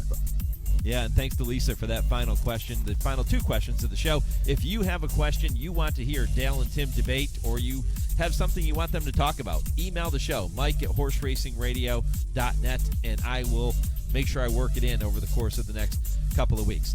I Ask, They Answer is presented every week by the University of Louisville Equine Industry Program and the College of Business. I'm back with more. This is the Equine Forum on the Horse Racing Radio Network. In honor of all those we've lost to cancer and those still fighting and thriving, like basketball analyst and cancer champion Dick Vitale. I want to beat cancer. I'm going to beat it. That's no doubt in my mind. I'm going to win this battle. Defeating cancer will take all of us. Join our team to help fund game-changing research that saves lives. At the V Foundation, V is for victory over cancer. V is for victory over the odds. V is for victory over health disparities, victory over setbacks, victory over the unknown. V is for victory over giving up. Don't give up. Don't ever give up. Donate to the V Foundation to join our team and help save lives. Cancer can take away all my physical abilities. It cannot touch my mind, it cannot touch my heart, and it cannot touch my soul. 100% of donations fund game-changing cancer research. Donate now to the V Foundation at v.org. People do some pretty cool things in their 40s and 50s. Why should saving for retirement be any different? I mean, they go back to college, learn new instruments, start skateboarding. Whoa! Okay, maybe that one's not for everybody, but saving for retirement is. With aceyourretirement.org, you can get on track with your retirement savings no matter your age. Just have a 3-minute chat with Avo, the friendly digital retirement coach from AARP. You'll get personalized recommendations based on your input that are easy to understand and work with your lifestyle. It's quick, easy, and free. Plus, it's sponsored by AARP, so you know they got your back. Woo-hoo. Gnarly move, Dad. Thanks, sweetie. So wherever you are in your retirement savings journey, head to aceyourretirement.org and start chatting with Avo today. That's aceyourretirement.org. A message from AARP and the Ad Council. And now an important message from Jerry Rice. As a career wide receiver, I've been hit hard. But no training nor practice prepared us for the devastation of COVID-19. Thankfully, there is hope. Even with multiple vaccines available, we still have to work together until everyone is safe. We all win when we unite to prevent. For more information, visit unitetoprevent.org. Hi, this is jockey Brian Hernandez. For me, there's no bigger thrill than crossing the finish line in front, and nobody captures the excitement of our sport like Horse Racing Radio Network. Each week, HRRN brings you exclusive talk shows, podcasts, and in-depth conversations with the biggest names in racing, jockeys, trainers, owners, and more. Plus, HRRN is committed to helping disabled riders through their support of the PDJF. So climb aboard a winner today by visiting horseracingradio.net. You're listening to the Equine Forum on HRRN, presented by TwinSpires. Well, there's still time to take advantage of the Blood Horse Magazine Winter Special offer. Right now, when you subscribe to the Thoroughbred Industry's premier monthly magazine, you're going to receive a 2023 Blood Horse calendar. That's a $24.95 value, and it's absolutely free. Plus, with your Blood Horse Magazine subscription, you'll have free membership to Blood Horse. Plus, you'll have access to behind-the-scenes exclusive videos, a detailed stakes section, Fox Sports and Blood Horse branded weekly programs showcasing the Thoroughbred Industry's upcoming races and recapping stakes races and much, much more. Go to bloodhorse.com/winter special today and take advantage of this special offer. That's bloodhorse.com/winter special. I do think that Bill Mott not being among the top 3 choices for an Eclipse Award this year is the biggest snub of this year's event. And that's not taking away from Steve Asmussen and everything that he accomplished this year. It was a fantastic year. But when you see what Bill Mott did with less, in terms of the number of, significantly less number of starters, having more Grade 1 wins, more graded stakes winners than Steve did last year, I think Bill Mott deserved to be among the top 3. And I think you could even make a case, although it would be a bit of a stretch, that Bill Mott could be the top dog among Todd Pletcher, Chad Brown, and Bill Mott, if those were the 3. But as good of a year as Steve Asmussen had, I don't think he's going to match strides with Todd and Chad when it comes to the hardware being given out on January 26, 12 days from today. It's down to one of those two. We'll see who walks away with it. I'll be surprised if it's Steve, but you have to think there's another one in Steve's future, though, the way he churns out these top horses. It's incredible. What a show it's been. Had a lot of fun looking back on this year's Media Eclipse Awards and those stories and the photograph that won the Eclipse Award this year for the Lucas Classic. My thanks to all of those individuals for taking time to join me. And I love the angle with the Tim Layden story that appeared on NBCSports.com.